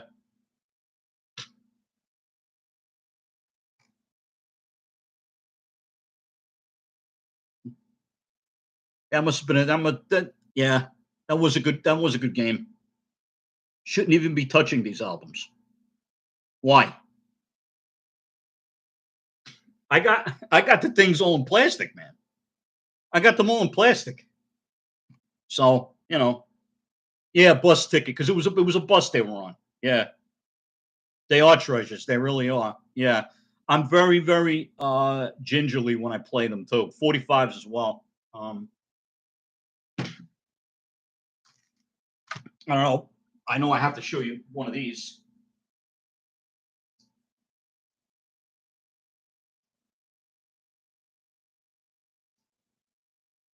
I never thought I would ever see that. I never thought I'd see the day where I ever picked this up. Here's the Beatles' "She Loves You" with the original picture sleeve on the Swan label. It was released on the Swan label in the United States before the Beatles came to America in 1963, and this did not chart the first time it came out. It did not chart at all. It came out with the picture sleeve. How many times I tried to get this and how many times I could not pay for it because I could not afford it. I got this down in Quakertown, PA, the picture sleeve with the record. I haven't played the record, but I got it for $6. Picture sleeve and record. So That's amazing that I was able to find that. I never thought I would ever find it. I never thought I would.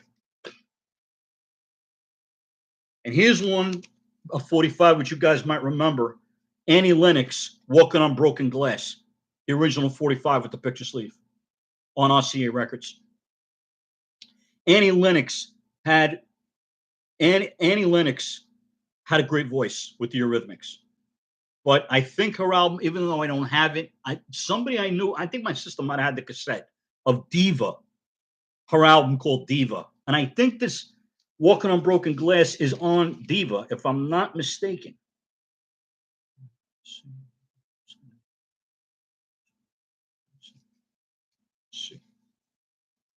Here's the picture sleeve, close up.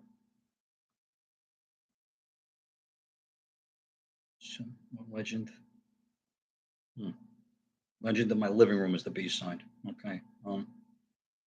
It doesn't say if these tracks. I think that Walking on, if you guys can help me out, Walking on Broken Glass is probably on Diva, I think.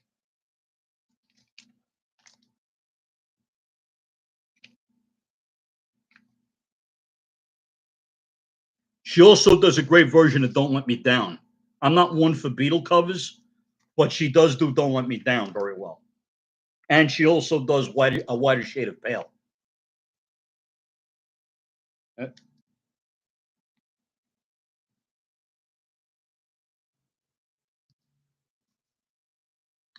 And here's an original.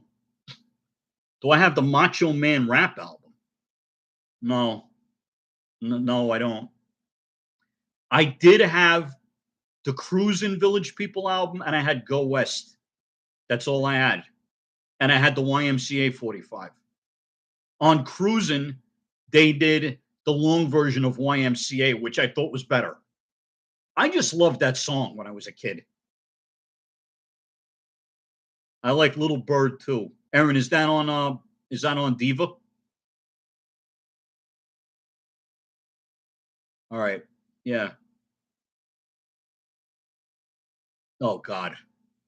Macho Man rap song. You guys are killing me.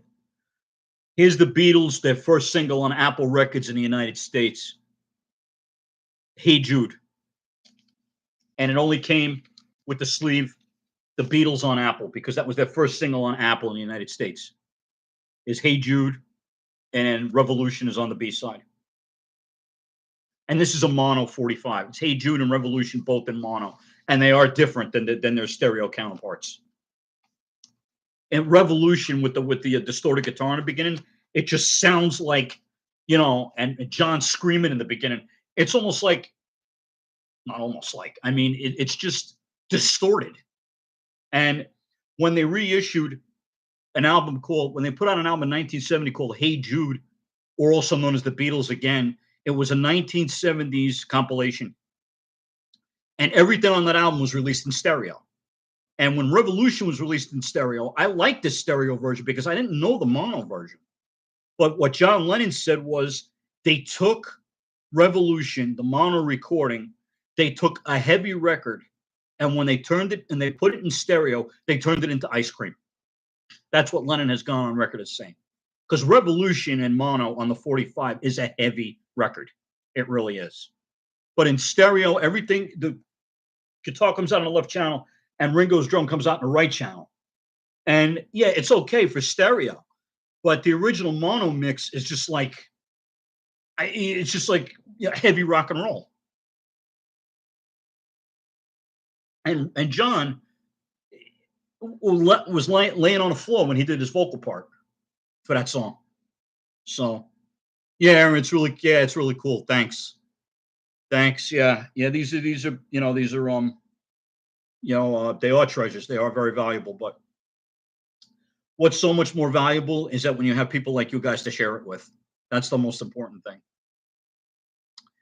And that you guys can get together, and we all got together tonight. It's really, really, really cool. But I really, for the New York Rangers, I just would like them to play out their last games the best they can, and just regroup. I think that's what they need, is a regroup, and just maybe not get some guys who know how to win, but I mean, these same guys know how to win last year. So I think that maybe they could start building a team around JT Miller. That's my opinion. That's where I'm coming from. That's what I see. I think JT Miller communicates a lot with his teammates. I think he makes a big difference when he's on the and Rempe too. Rempe is getting his act together. I mean, he's a kid. He's 6'7". I mean, if he hits somebody in the head with his waist, what is he supposed to do?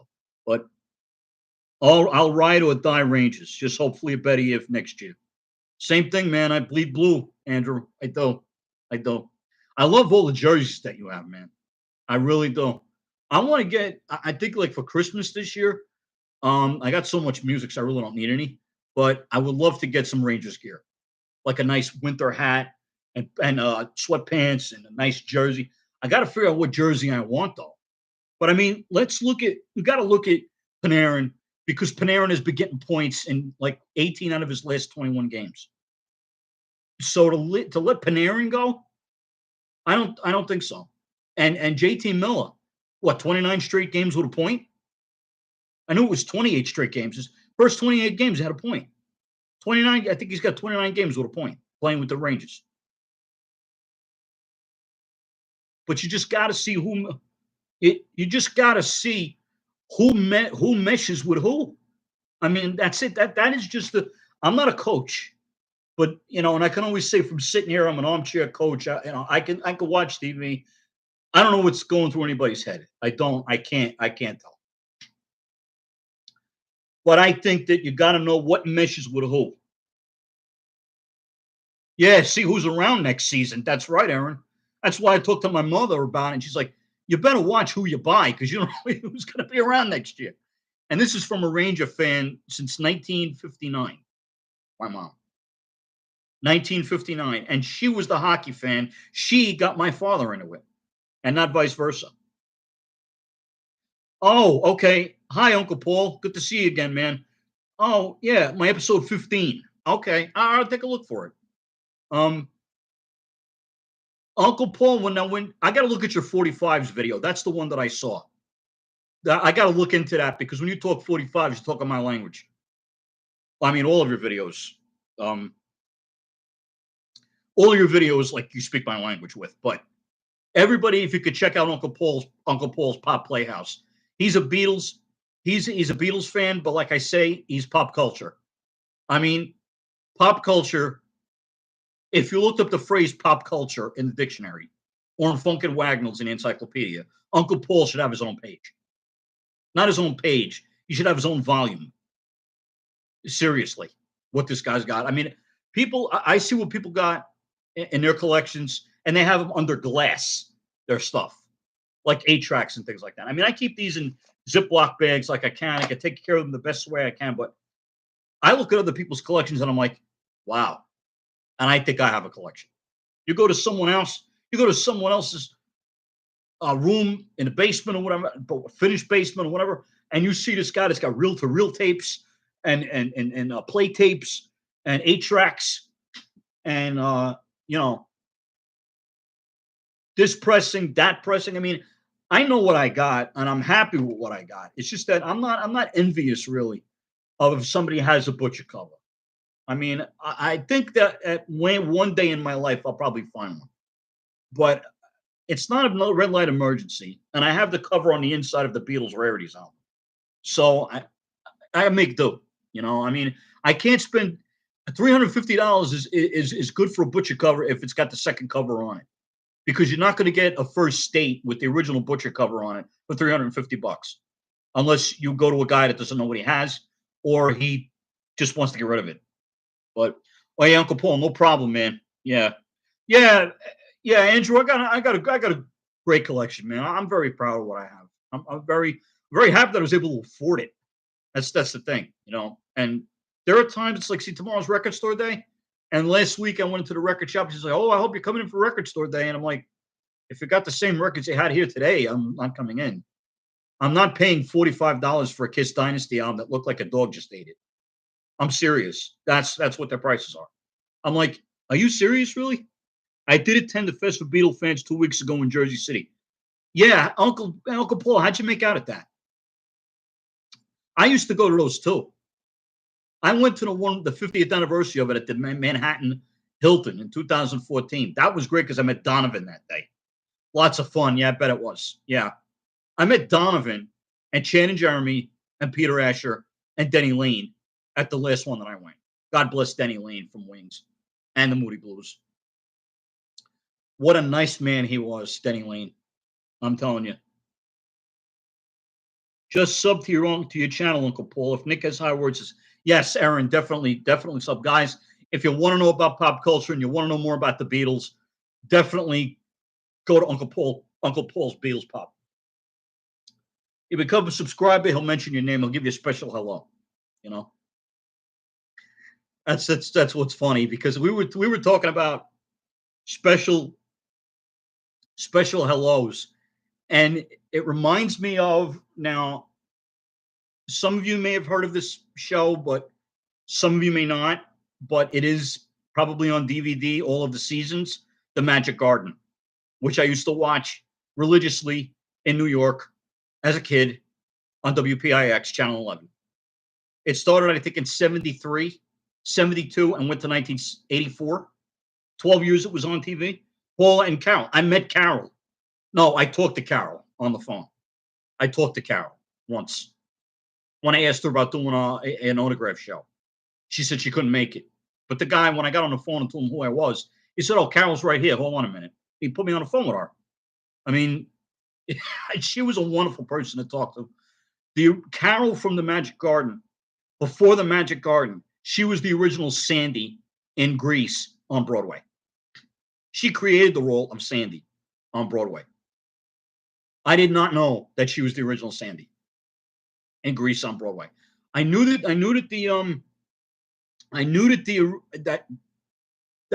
there was a Grease play on Broadway in 1972, but I wasn't sure who was in it. And look at me, I'm Sandra Dee, right? Yeah, I mean, that movie, there's so many innuendos in that. It's not even funny but I knew it then. I was 8 years old when I saw the film. And I knew there were curses on the albums. Yeah. Very cool that she was the original. Yeah, my mom, yeah, and the family. She was the original Rangers fan. Yep. Sometimes she'd go with her neighborhood friends. They'd go. And she'd watch the guys come out and skate and practice, and they'd throw the pucks up. Yep. That was the original Garden that was on the other side of town until 1968, when the one on 33rd and 7th came to be.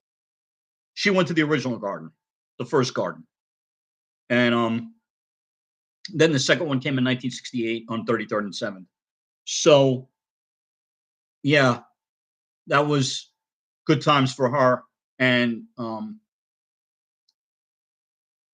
when she went to the Brooklyn Paramount to see all those groups, she used to go on the subway, but she used to go with her cousin Georgie, so she wouldn't be alone on the subway. And you didn't have a young lady back then in 1957 going to the Brooklyn Paramount on the subway all by yourself. Not even in 1957, you didn't do that. But she dressed up. I mean, the girls dressed up with gloves and coats and hats, and that's how you went out to places. If you look at the Madison Square Garden games from years ago, there were people that were just getting out of work. There were people that were going out for the evening, shirts and ties and suits and dresses, watching games. I mean, then there were people who started wearing jeans and Rangers shirts and things like that. But in the early days, I mean, even at baseball games, people were dressed to the nines to go to see the Yankees, Mets, whoever it was. It's a different, completely different lifestyle. It's a different era that my parents got to visit. I think that type of dress is so beautiful and respectful. I honestly do not have the time for that present day, unfortunately.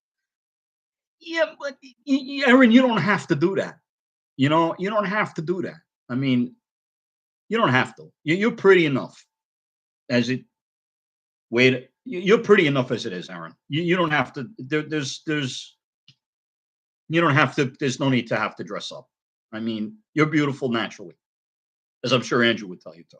So, but I said it too here tonight on Friday, April 11th, 2025.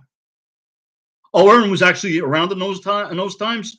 Yeah, she is being modest. Andrew, cut it out.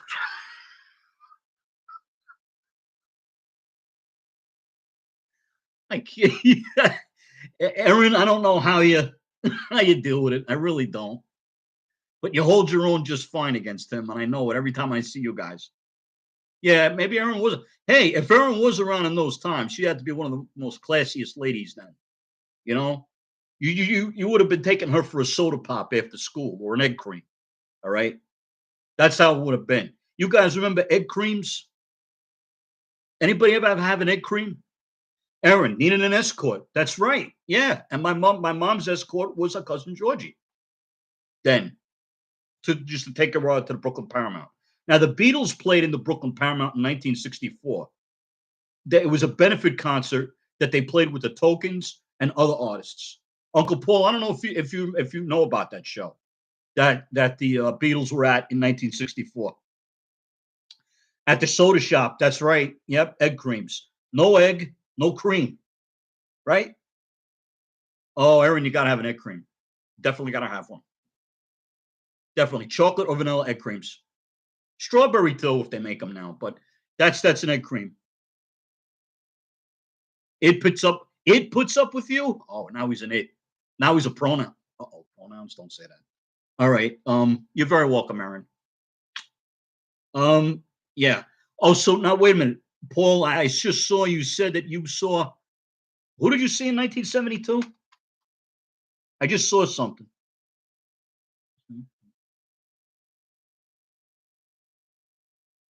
Yeah, your mom has told you some crazy stories about the garden. Things seemed way more lax back. Yeah, they were lax. They were.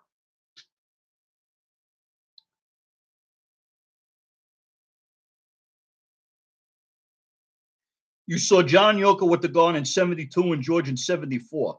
Now, was that the Dark Horse tour that you saw him at the garden? I heard that that wasn't such a great show, though, that his voice was gone at that.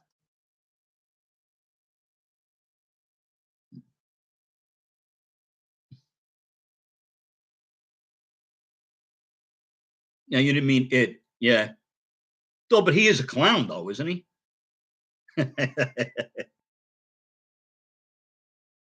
Thanks. Yes, the one-to-one matinee on August 30th, 72. And yes, the Dark Horse tour in 74. Yes. Yeah. Yeah, Aaron. Yeah.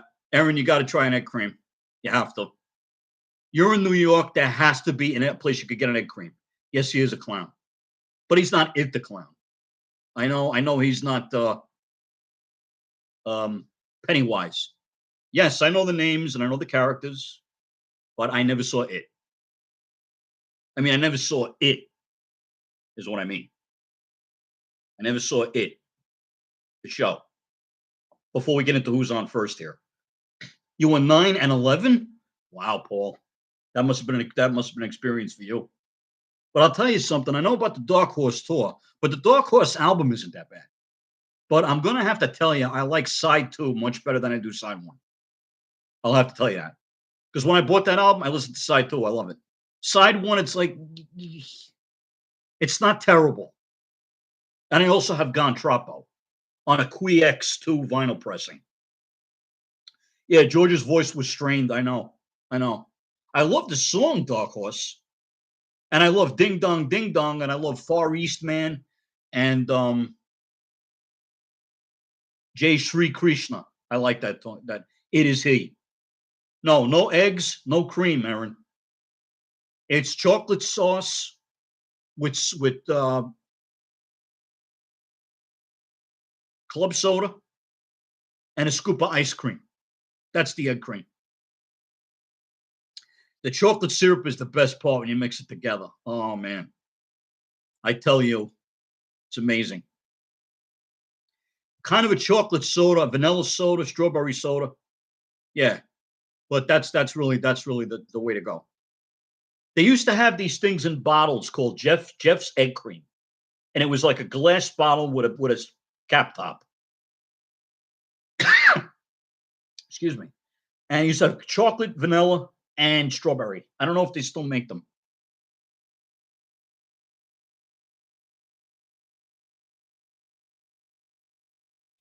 What do you mean? What does that mean twice? 1972 and 1974. Up. Oh yeah. Oh, okay. Yeah. Yeah. What Uncle Paul saw. Yeah. Yeah. I know a friend of mine.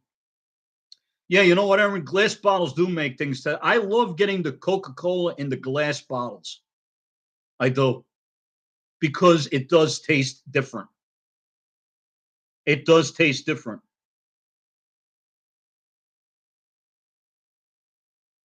Yeah, it does taste different. I like it because it's sweeter.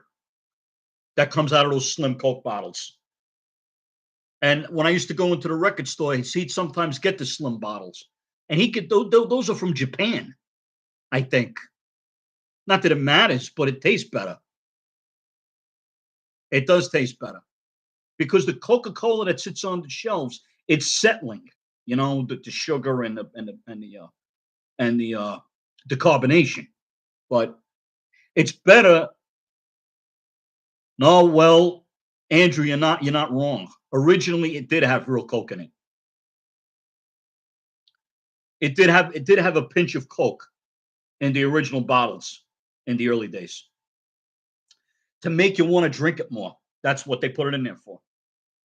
They actually had an energy drink in blue called cocaine, like back in the early 2000s, 2006, 2007. They had an energy drink called cocaine. It was in a blue can. And I was like, wow, okay. But they stopped making it after a while. But it does taste better inside a regular Coca-Cola bottle. Pepsi probably does too. Yeah. You know what they say a good drink is when you have a bad stomach? Well, not only ginger ale, but milk and Pepsi. And I did have that when I was a kid. Milk and Pepsi. It tasted it tasted like an ice cream soda. It did when you put milk and Pepsi together. It was supposed to settle in your stomach like a brioche kind of thing. Or but it was better to have milk and Pepsi than brioche, let me tell you. You mean Jolt Cola, Aaron, or Bolt or was there a Bolt Cola? Because Jolt Cola had twice the caffeine and twice the sugar. What do you mean how Ozzy and Harriet? What did I miss, Uncle Paul? What did I say? Oh, you mean milk and Pepsi? Yes. Yes, how Ozzy and no, when I first saw Milk and Pepsi was on the Laverne and Shirley show, not on Ozzy and Harriet. It wasn't Ozzy and Harriet. It was Laverne and Shirley because she's like, here's Cheryl, have some of this Milk and Pepsi. And then I had a bad stomach. I was watching TV. I was in Bricktown. I was a kid, and my father said, hey, have some Milk and Pepsi, and I drank it. I was fine. I was like, Jolt, yeah, Jolt makes you want to bolt. I mean, if I drank Jolt Cola, why don't you just put me up in a ball and paint me blue and just hit me against the wall? I mean, just make me a racquetball after I drink Jolt Cola. I never drank Jolt Cola. That was for people that used to. That was for people that had to pull long nighters in college. That's when people would drink Jolt Cola because I could never drink that. Red Bull, forget it. I could never do Red Bull. People do Red Bull and vodka. I don't get why they do that, but it's a thing. It is. Jolt Cola. Yeah, Jolt Cola. I remember when Sunkissed Orange Soda didn't have caffeine. No, ranting. No, Andrew, Jolt Cola and Red Bull are for people that get to work so fast every day they forget their cars. That's an old joke, but it's funny. Um, for people who given up on life, no, it's not that you've given up on life. It's like you just get there a little quicker. Oh boy, you get there before you arrive. In other words, Yeah, Laverne and Shirley. That's right. That's right. Yep. Yep. Yep. Penny Marshall, great actress. Cindy Williams, they were great. They were great. Diet Mountain Dew. Mm, okay. I drank Mountain Dew once. Once.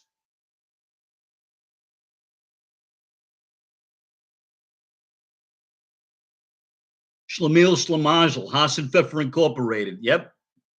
We're gonna do it. We're gonna make our dreams come true. That was a single. That was real. That was a real 45. I don't have it, but that song hit number one, I think, on the radio. Well, I know it was a hit, but I don't know if it was number one. It's Yager and Red Bull in his shot. Andrew, God bless you if you can do that. Oh God, I've done Jello shots, but I've never done that kind of thing. But I did have about a quarter of a shot of Fireball. It's cinnamon. That we were doing. They were doing shots at my sister's house one July 4th, 2018. Yeah, or 19, 18 or 19. And there were the shot glasses with the Fireball. And my sister said, "Give him half that shot." And I was driving, so not to get off topic, but why is John missing from my? He's right here, Paul.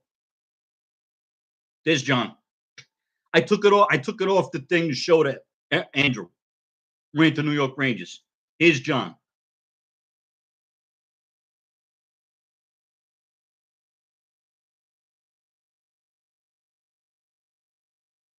There you go. I thought maybe we would have needed some milk and Pepsi there for a minute there, Uncle. It killed me.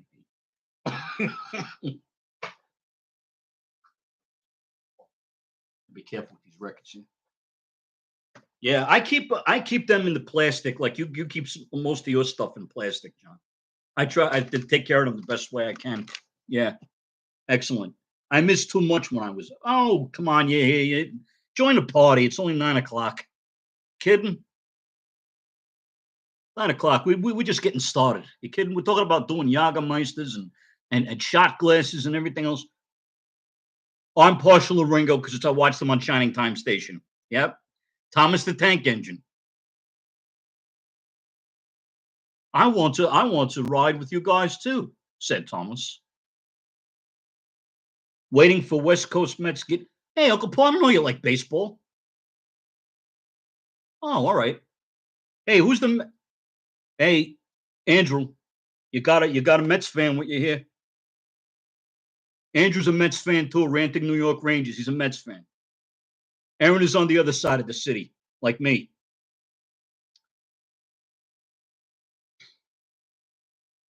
Nimmo, the fifth Marx brother.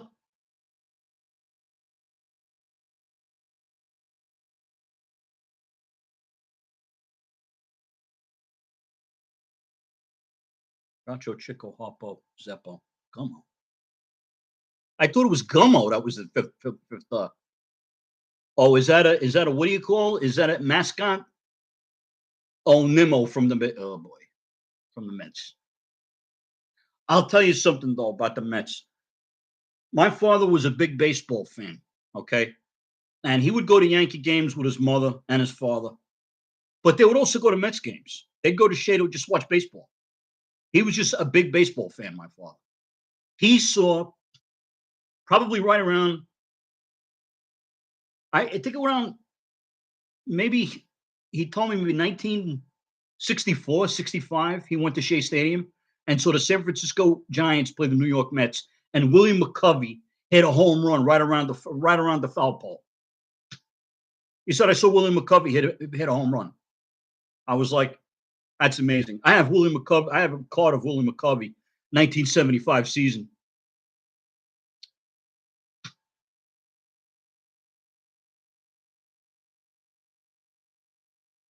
Let's go Yankees. I'll tell you something. Aaron, if you want to look back at history, you've got to look at June 1978 when Ron Guidry struck out 18 California Angels. That's what I think. That's what I think got the Yankees on their high horse because they were 7.5 games back in June. And you know what you got to do? You got to go on.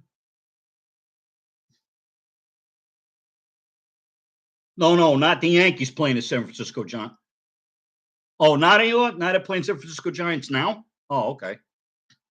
Yeah, Aaron, 1978, June 1978. You could rent the Yankeeography with Ron Guidry on it because I have that Yankeeography, and you're a big fan, you could buy it. Guidry, Munson, Ruth, Torrey. I'm not sure who else is. I think that might be who's on that volume, but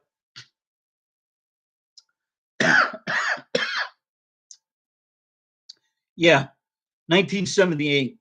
Yeah, but my father used to go to see Mets games too, because they lived in Queens, so they would go to. We were closer to Shea Stadium than Yankee Stadium. My boss asked me at a picnic. He's a big Yankees fan, big Giants fan, and he said to me at the picnic, he said, "Now I know you're a Yankees fan." I said, "Yes." He said, "But I know you're from Queens." I said, "Yes."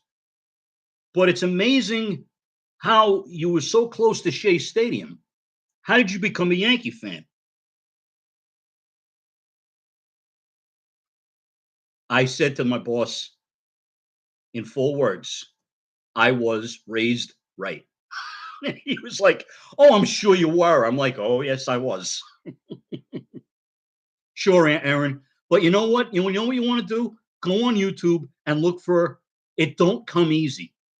The story of the 1978 Yankees. It's in 4 parts. You can watch it on YouTube. It's great. It shows you the ups and downs of that entire season. Thank you, Aaron. Yep, and he loved it too.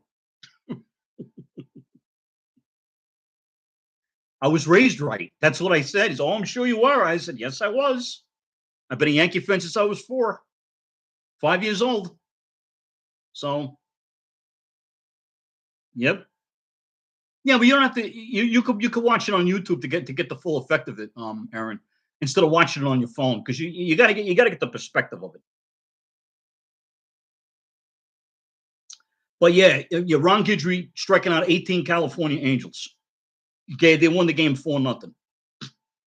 The last out of the game was a ground out, or he would have struck out like he would have struck out everybody. He would have broke the record of Clint Bosky for the most strikeouts. He tied Clint Bosky for 18 strikeouts in a game, and Phil Rizzuto is going nuts in that game. Well, in that depending on which you watch, you get the radio announcers and the TV announcers. You get Frank Mesa, you get Bill White, and you get Phil Rizzuto at different times of the strikeouts. Yeah, there's Yankee fans on the moon too, and Jupiter and Mars. The only present Yankee she could probably name is Judge, but she knows who to root for. Okay. Yep. Yep. The only thing about my boss, he's a Boston Bruins fan. I don't know how that happened. He said, and he says to me, growing up, I was surrounded by Rangers fans in my family. I wanted to be different. Okay. I respect that. You want to be different. He was raised.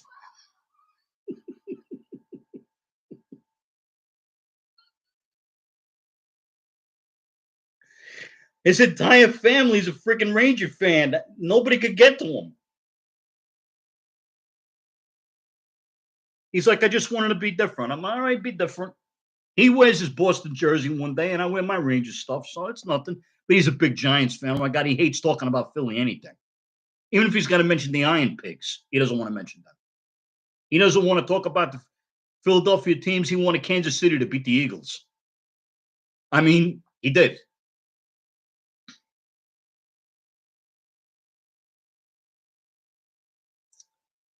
He was all right. He's all right.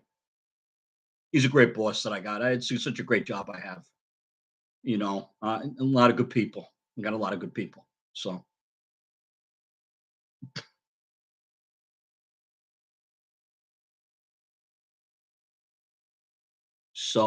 yeah, but he's a big Yankee fan and a big Giants fan. Um, I do respect when people pick teams for their own reasons.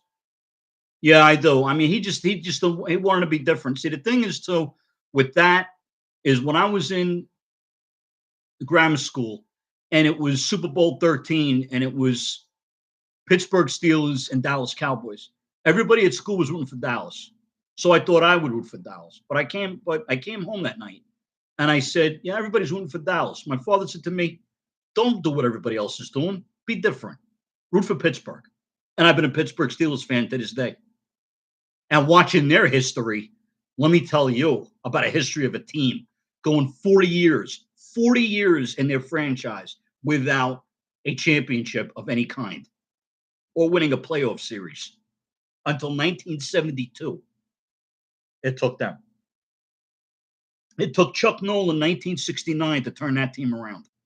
And they actually did a real 5-year rebuilding program. By 1974, 75 season, they were the Super Bowl champs. I loved Philly TV, WTAF Channel 29. Yep, Channel 17 and the long gone WKBS. I'm right there with you, Uncle Paul. I used to watch the Phillies as a kid. I used to love watching Steve Carlton and Pete Rose and Mike Schmidt, Bob Boone. Uh, I used to like watching the exhibition games with the Yankees playing the Phillies. But yeah, my dad was something else. He would say, "Just root for Pittsburgh," and I did. And then 70, then you had the Super Bowl 14, and then I went to look back at the history. I looked back at the history of the Pittsburgh Steelers and the Immaculate Reception in 1972 by Franco Harris and all that. And Broad Street Bullies, the 70s Flyers, right? Right. Yep. Yep.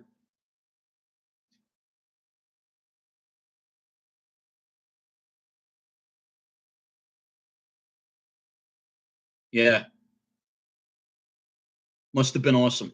But was a PIX 11 Alive guy and WNEW Channel 5. So was I, Metro Media.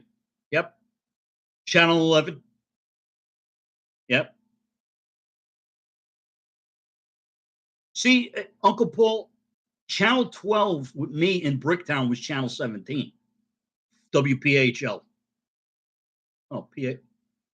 Yeah, Channel 17 was Channel 12 with me. When you put on 12, it was Channel 17. But I love Channel 29. Yep, PIX. Oh, yeah. Oh, yeah.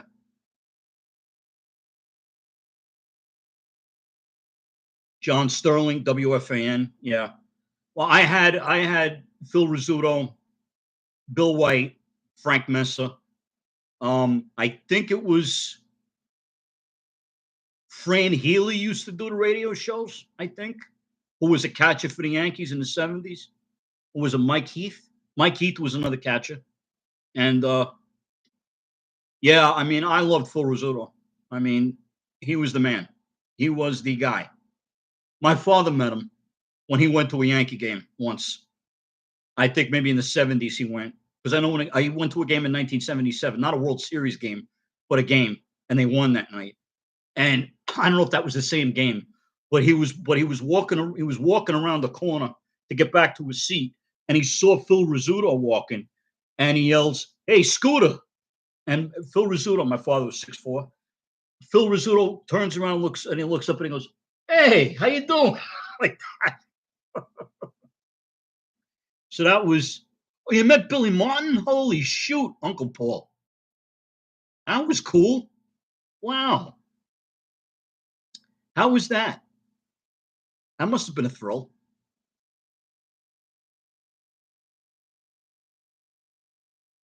He was very nice. Yeah. Yeah. Yeah. Yeah. I think he coached the Texas Rangers before he came to the Yankees, I think, right? probably. I think it was the Texas Rangers. I think he was coaching, if I remember correctly. If I might, the history is like that because he came to them in 76, I think, or was he there in 75? No, I think he was there in 75 too. Very nice. I'm sure he was. Yeah, yeah. Um, any Yankees that I met? I met Lou Piniella in 1978. I met him at Woodbridge Mall in New Jersey. My father's friend was a security guard in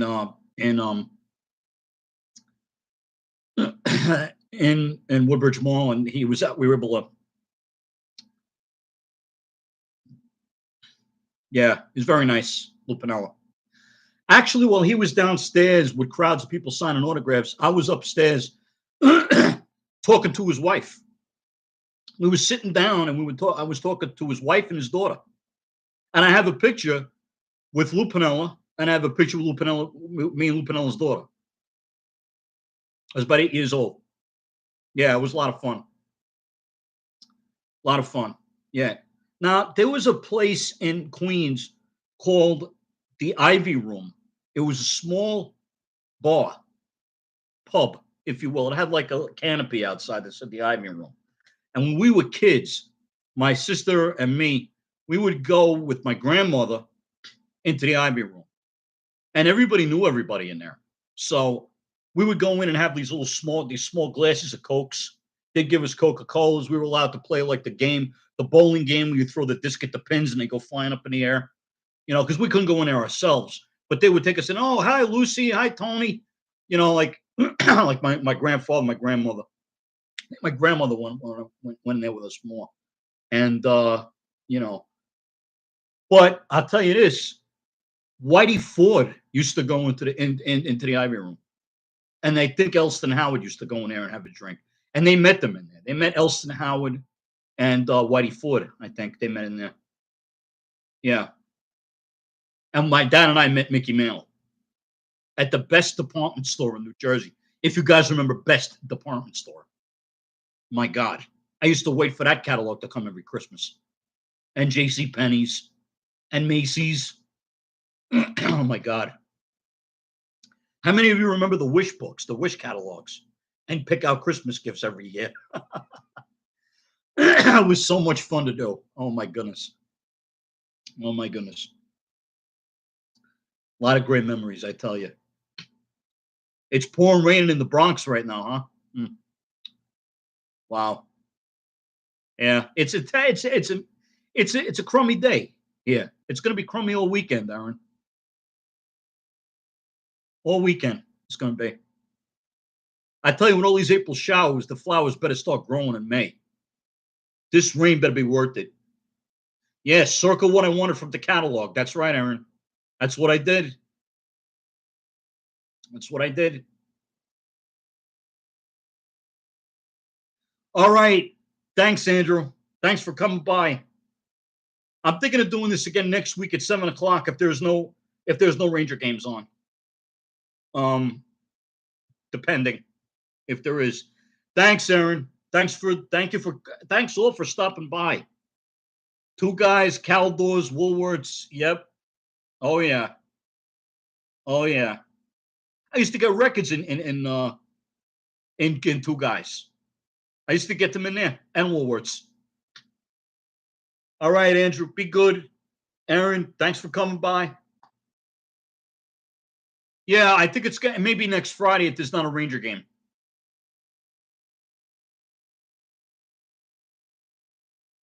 Yeah, $5.99 an album. Yeah, that's right. Or they would give you the price code, like A, B, C, and you'd have to look at the code on the wall to see how much the price was. Oh man. I used to go into Camelot Music. Oh, Bill, how you doing? Bill, my man. William Stokes, guys, one of the greatest guys I've ever met in my life. Big music fan. All right, Lauren, have a great night. Tell Russ too. I'm glad that he showed up tonight.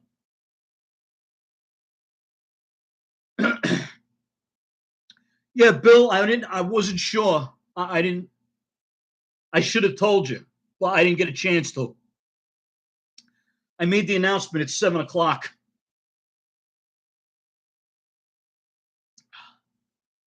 But if you want to talk a little bit, Bill, we could do that if you want. Or you can watch this in reruns. Yeah, Bill, I really do. I really do like my new job. I really do. Yeah, yeah, great people. Um,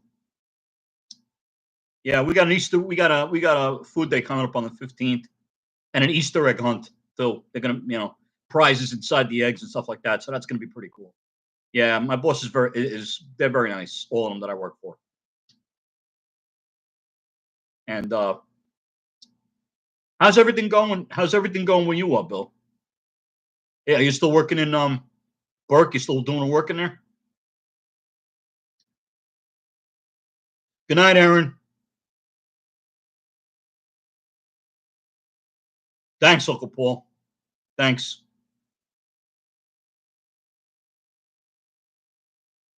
Still at Burke? Yeah. Okay. Do you really? Oh, that's great. I know. I miss you guys too. There were days I really miss you guys. I do. I remember. It's going to be a year that I'm with the new job in June 3rd. So I'm there 10 months. 10 months. 10 months. I've been at the new job. So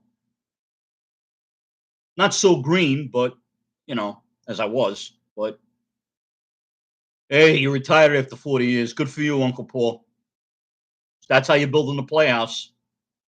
My goodness. You got to see Uncle Paul's deal. I mean, how it's produced, how it's done. It's terrific. How he has all. I mean, he's got Hanna-Barbera like you don't know, Beatles, uh, everything. So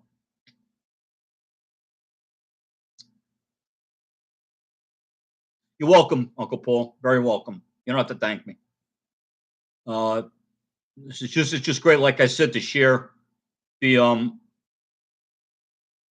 Bill. I was talking about Creedence earlier tonight. I was talking about the singles collection on 45. These are all their original 45s in here from 67 to 72. And just a little bit about Creedence tonight and all different kinds of stuff. Like my 8 tracks here, I got Goat's Head Soup by the Stones on 8 track, and just a few things from my collection. But if you can make it next Friday, I think I'm going to do it again 7 o'clock next Friday night. If you can make it, I'm going to try to get it. I'm going to try to create a promo for the stream and then get it out there that way, because I tried to do this at like 6:45. I got to start doing it earlier than that, creating it so you guys all know when I'm coming on. So um, definitely, definitely, if you want to come on, you're always welcome to come on. And we talk about everything, Bill. I mean, we could talk about the honeymooners in here if you want. I mean, the yeah, Uncle Paul, it was great to see you again, man. Thanks for looking for me. Thanks. I haven't been on YouTube doing this in a while, so this is, you know, I don't know what number this is. This might be like 15 or 16 streams that I did over the last couple of years. So I'm not on it like every day. I would say once a week I can do it. Because on another night I write for a streaming service. Okay, Lawrence, sounds good next Friday. Okay. Okay, that's good. What am I doing next Friday? On Friday, I'm all right. It's the weekend, the Easter weekend. I'm going to be out all weekend. So, yeah, yeah, Bill, it's record store day tomorrow. That's what it's for. I don't know what the big release date is, but I'm not going. So, I mean, if you want to go for an experience, it's good, but I don't. I won't be going this year anywhere really for record store day. Yeah, that's what they're parked outside for. Yeah, yeah. I've got so many record store day issues from like the last few years. Oh yeah, Harrison and Lennon. Yeah, I think that's the Lennon. Isn't that the Power to the People release that they're doing, Uncle Paul?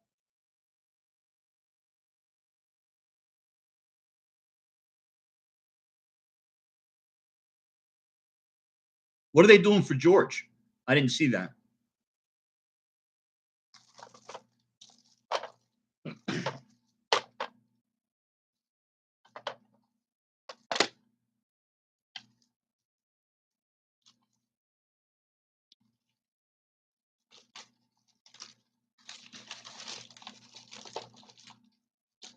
Okay. All right. All right. I see what that is. Okay.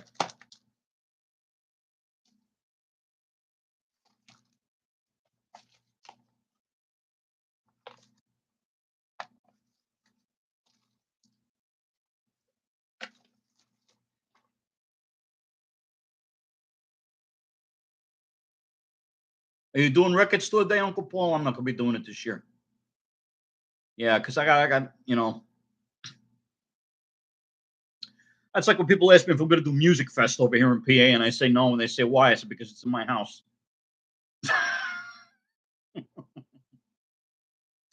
I went to Music Fest when I first moved here in 2006, and it was okay. And I wasn't that. Um, you like that, huh, Bill? I didn't care for it at all. I did actually play. I'm going to a toy show first, and we'll stop by my local record shop. Okay, for fun. Yeah, yeah, all right. Okay. I'm budgeting right now, Paul. I just got the on eBay. I just got um the double CD of Wildlife the from the Paul McCartney collection on CD because I have the original LP. I'm going to be talking about Wings next week because I should be getting the Wildlife CD next week. And I listened to the album Wildlife Wings. I have three copies on LP, one with the shrink wrap. And I'm going to show you guys that next week. And I'm also going to talk about Venus and Mars because this is the month that Venus and Mars came out in 1975, 50 years ago. So I'm going to be talking about that and Wildlife. So that's going to be the what do you call it? That's going to be the basis of the stream next week. So yeah, I paid 19.99 plus $6 to ship it, so $25 for the CDs. It's the double with the extra tracks, so I figured that was a good deal because everybody else is selling it for like $58, $60. I'm like, that's crazy. I just got a shrink wrapped copy of on the original Apple label, the custom labels for like 12, or 9, $10, whatever I got it for, and it's like, wow. I don't know how those imports are going up to $60, but the guy gave me a break, so I did it. I put in a bid for cheaper, and he did it for me. Yeah, it is. It is a nice album. You know, the first time I listened to Bill, did you know about Wildlife by Wings? It's the one with them on the cover, and they're in like the lake, and Paul's got the guitar in his hand. Yeah, Tomorrow is a great tune. Yeah, I Am Your Singer is another good one. Yeah, yeah, I want to get into that next week. And yeah, they did a version of Love Is Strange by Mickey and Sylvia on it, which is a good version of it. But I have the single from those sessions, Give Ireland Back to the Irish, with the picture sleeve, with the lyrics on it.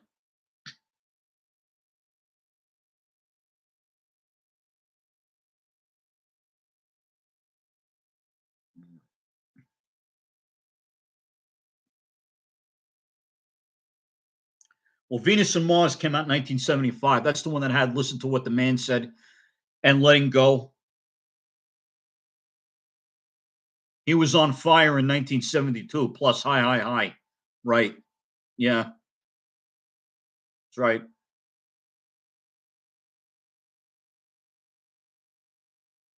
Well, Wildlife I know was released at the end of 71. That I know. I think it was November of 71. I think it was December of 71. November 71, maybe that came out, I think. Yeah. I think it was November. Yeah. Yeah, he was on. Yeah, and then in '73 he put out Red Rose Speedway, which is a good album too. Yeah, it was a good album too. Red Rose Speedway. A lot of people don't like that record, but I'm like, I don't know. I guess it's the song "My Love," but maybe that's it. I know I don't get it, but well, it's about what is it? 9:30. I'm gonna wrap it up for tonight, guys. Bill, thanks for stopping by, and I hope to see you next week at 7 o'clock Eastern Standard Time next Friday. As I know that that's Easter weekend, so I'm gonna try to do it. I want to do it that night because I'm gonna be gone the rest of the weekend, and definitely I'll say goodnight for now. Oh, Little Lamb Dragonfly. Yeah, that's right. Little Lamb Dragonfly. Right, right. Hold Me Tight. That's the Jimmy Cliff song. Yep. I love Ram. I love Ram. Ram, I think, is probably, I think his best solo of anything, I think, is Ram. I love McCartney. I like Red Rose Speedway. I love Band on the Run, but I really love Ram. And I think his best with Wings, I think, was Venus and Mars because it's so different. Yep. Ram was an incredible album. Yep. Yep. All right. I'm going to say goodnight. Good night, Uncle Paul. And Bill, thanks for stopping by. I really appreciate you guys coming tonight. I'll look for that episode number 15, Paul. All right. I'm going to wrap it up, clean up a little bit around here. Yep. Hope to see you next week, too, Bill. All right. See you next week, Paul. Peace, guys. If music be the food of love, play on. Give me excess of it, as William Shakespeare would say. And music is a friend for life. Thanks again, guys. Love you all. Peace.